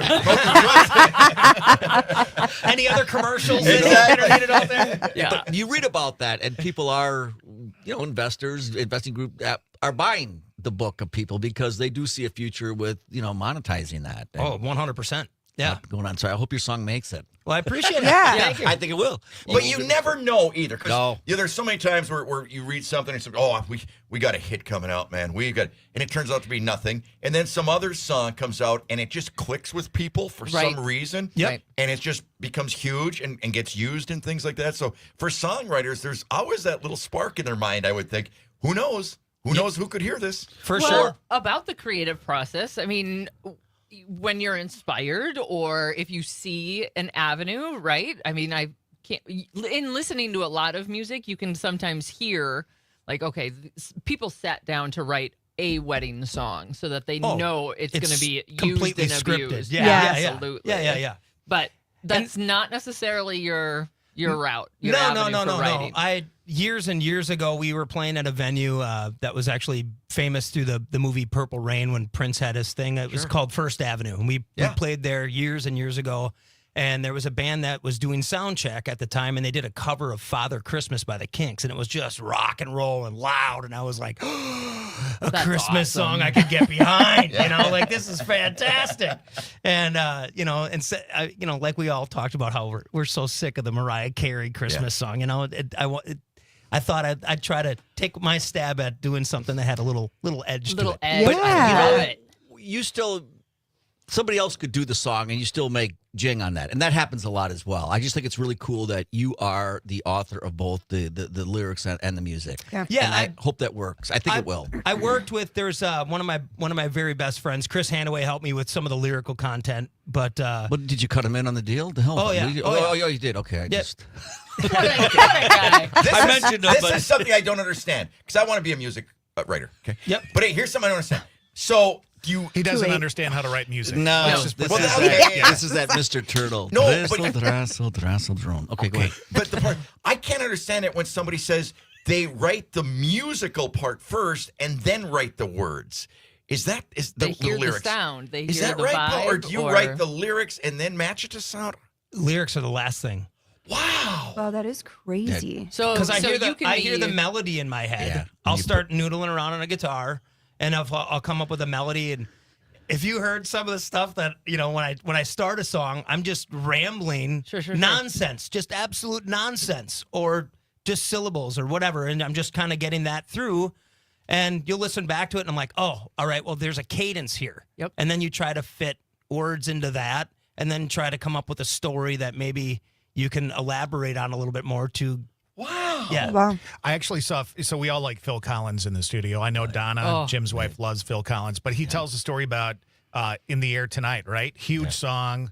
He was just sitting there making stuff up. And the song really doesn't necessarily mean anything. It just, he created the story as he was kind of doing the gibberish thing like you do, Paul. So one of the best songs. I read an article recently about Hotel California. The riffs in that are some of the most legendary of all time. Yeah. And it was Joe Walsh and I forget whom else. Don One- Felder. Yeah, one was in like California, the other was in like New York, and they would like write something, Yes. and then the other would play. Send it back and forth. Send it back and that- forth. Yes, I've heard that story as well. Yeah, so I mean the coming together of the different, what you got in your mind to make. But that's what's so and it became one of the fascinating. greatest riffs ever, right, Paul? Oh, totally, 100%. Yeah, I was blessed to do I did a show with Don Felder out in St. Paul. I was in an original band called Flip. 2017, we did a show and I got to actually strum on that guitar, the Hotel California double neck. It was Are pretty, you serious? Yeah, it was pretty iconic. Oh, that's cool. Wow, I think that's the greatest opening lyric or opening music to a song of all time. It's instantly recognizable. Absolutely. And the outro solo is just like that's a whole nother movement. It's like it could be its own song. Yeah. It's so melodic. Yeah. Now, another thing though, guys like you still like Christmas music, I guess, right? I mean, you tell me. Well, I wanted to do something that was a little bit more my flavor. Right. Okay. Yep. Yeah, I Put your certainly own love the seasoning on it. holiday. Right, we don't spin on it. The vibe of the holidays. I love that. Okay. Family getting together, everybody having fun. But I wanted it to have a little bit more stink on it, if you will. We got to hear that. But it's Bing Crosby's White Christmas, which, just for the record, I got engaged to that song. Is that the song? Oh. Today is Jim's 35th anniversary of being engaged. Yeah. 35, and it was to Bing. It was to White Christmas. Happy anniversary. I put the cassette in. That's all it was. You are At the so much more restaurant? romantic than Yeah. We will be Did you talking. hear my story? Hold on, honey. Hold on, honey. I got an 8-track. I got to pop That's in kind here of what real it was. quick. It wasn't a CD. And right in the middle of the 8-tracks going. You put a pack of matches Right, underneath it. yeah. Yeah, keep from skipping. This must be before my time. You know what I It like? is. You know, It is. my favorite Christmas song. We have to humor the elders amongst No, us. but my favorite Christmas song, other than City Sidewalks, Yeah. is Dan Fogelberg. Old Lang Syne. Old Lang Syne. Oh, No, yeah. Which is the New Year's Eve song, Met right? an old lover in the grocery store. Oh, no. It was raining Christmas Eve. Well, that's okay. You're saying two things. He does. John thinks the first 3 words of the song is the title. I feel like we go through this He every says that all the week. time. He does. We do. We And that's do. because nobody's getting it. We Welcome to that my beat life. a dead horse. That is actually. right. Oh, my gosh. To death. I think the name of that song is called Old Lang Syne. It is. Old Okay. Lang Syne, Yeah. yes. Even though it's You not. got one it's right. not- What's the one I'm thinking of that we play at Old Lang Syne. No. New Year's Eve. Old Lang Syne. Old Lang Yeah, Syne. that's the same thing. Right. It At is- midnight? But it's but it's a Yes. different song. Yeah. Yeah, I don't know why that song's called Old Lang Syne. It's about Christmas Eve. Wait a minute. Makes no sense. It's funny because my Christmas song is called Stairway to Heaven. I'm just kidding. That Old Lang Syne way is should all acquaintances be forgotten? That's what Yeah. you're thinking of, but Johnny's thinking of this. Listen. No, But it's called the same thing? Yes. That's the dumbest thing I've ever heard. Okay. It's actually. Thank you. His version is called Same Old Lang Syne. Okay. Let ye cast the first stone who hasn't spent Christmas Eve sitting in a car with an ex-lover drinking a six-pack. That's what the song's about. Makes me a little All right. uncomfortable. When we come back, Paul, we're going to hear your new song. Awesome. The Height. My headphones keep. Maino and the Mayor. The possibility of lung cancer can be pretty scary, especially if you're one of approximately 8 million current or former smokers at high risk. That's why SaveByTheScan.org wants you to know that now there's a breakthrough low-dose CT scan that can detect lung cancer early, and it only takes 60 seconds. You stop smoking, now start screening. For an easy quiz to see if you're eligible, visit SaveByTheScan.org. It could save your life. SaveByTheScan.org is brought to you by the American Lung Association's Lung Force Initiative and the Ad Council. Nightlight with Pete Schwaba. Aaron Zommers, so you watched a film called Hot Frosty. The main character puts a scarf that she does not know is enchanted around this snowman, and he comes to life, and he starts streaking through the town. Is there any sex in this movie, Aaron? There is not. I think they're missing a perfect thing to go with a fetish snowman thing here. Gotta bet that audience is huge. What's your kink? Snowmen. Nightlight with Pete Schwaba. Weeknights from 6 till 8 on your local Civic Media radio station and on the Civic Media app. Matt Nair on air. This shouldn't be a thing. Michigan man leads lawnmower chase. I'll stop, says the suspect. Instead, he reaches under the seat and pulls out a gun. Shoots himself in the hand. The deputy has his taser trained on him, and yes, he tased him. I'm not advocating for crime, but boost something that goes faster than cop on foot. Matt Nair on air. Weekdays 10 till noon on your local Civic Media radio station and on the app. That first time seeing my son, I feel like my life did a 180. He really a definition of like why he loves somebody. Through all of fatherhood's first, never stop being a dad. Visit fatherhood.gov to hear more. Brought to you by the U.S. Department of Health and Human Services and the Ad Council. Fear you may be missing out? We're always streaming on TuneIn and the Civic Media app. Enjoy listening live or catch up by finding the podcast at civicmedia.us or wherever you enjoy listening to your podcasts.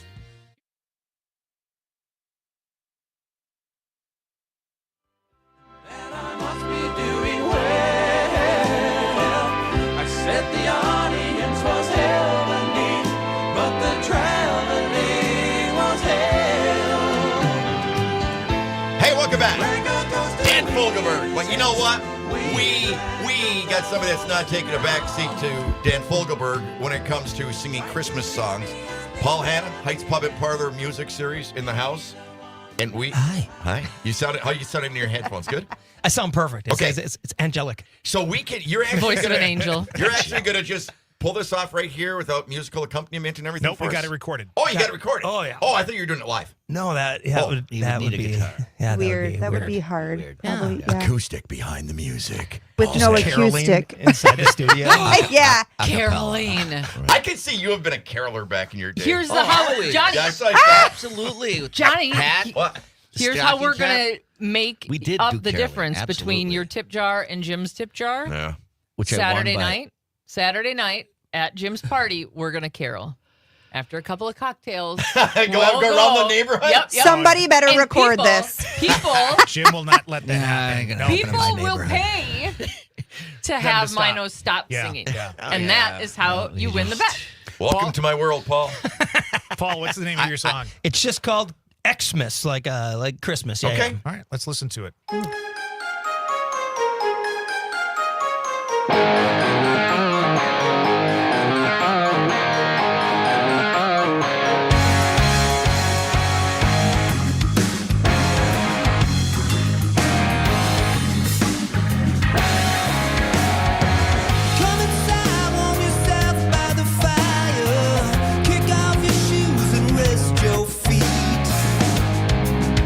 Meet me under the mistletoe.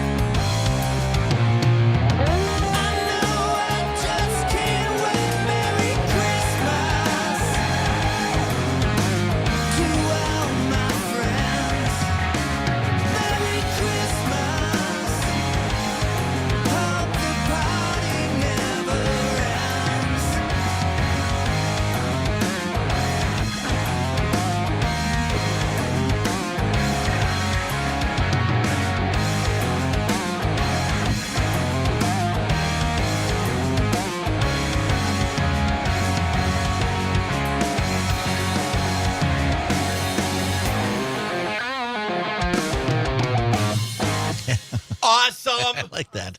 How cool is that? That's right. Hey, guys. Nobody wants it to end. That's awesome. You ain't no Bing Crosby. Not your mama's Christmas Not your music. mama's, but that was fantastic. I loved Thank it. you. Thank you. Thank you. And you know what's interesting? Talking about how you start these things, you just kind of play around. And what you create with something like that is amazing. You guys have a different chromosome than normal people. I swear. Yeah, it's cool. Yeah, it's a cool You got a chromosome. cool Yeah. chromosome. Yeah. It's just doing It's it a for chick so many magnet. years, Once you bounce ideas off people, and it's the way it, you're just constructing things. I was explaining that to her earlier, where you have you got the foundation, and then you build it up. Just where can people hear this? I'm working on that. I'm Okay. going to have it. I'm going to push it to iTunes and Spotify and get it on all the streaming sites. Awesome. Where are you playing live coming up? We have a big show actually. To go back, the last time I was on here, we were talking about the Tommy benefit. Yes, I want to recap that. Yeah, I've got one of the last places that we ever played at. We were supposed to play the day that he passed away. We were supposed to play at Circle Tap. Okay. And Darren is actually selling the place, and we're playing there the 21st. Okay. So In 7 Denmark. o'clock. Gin is going to be opening up. Ben Boncher, who's actually in our band currently, in Annex.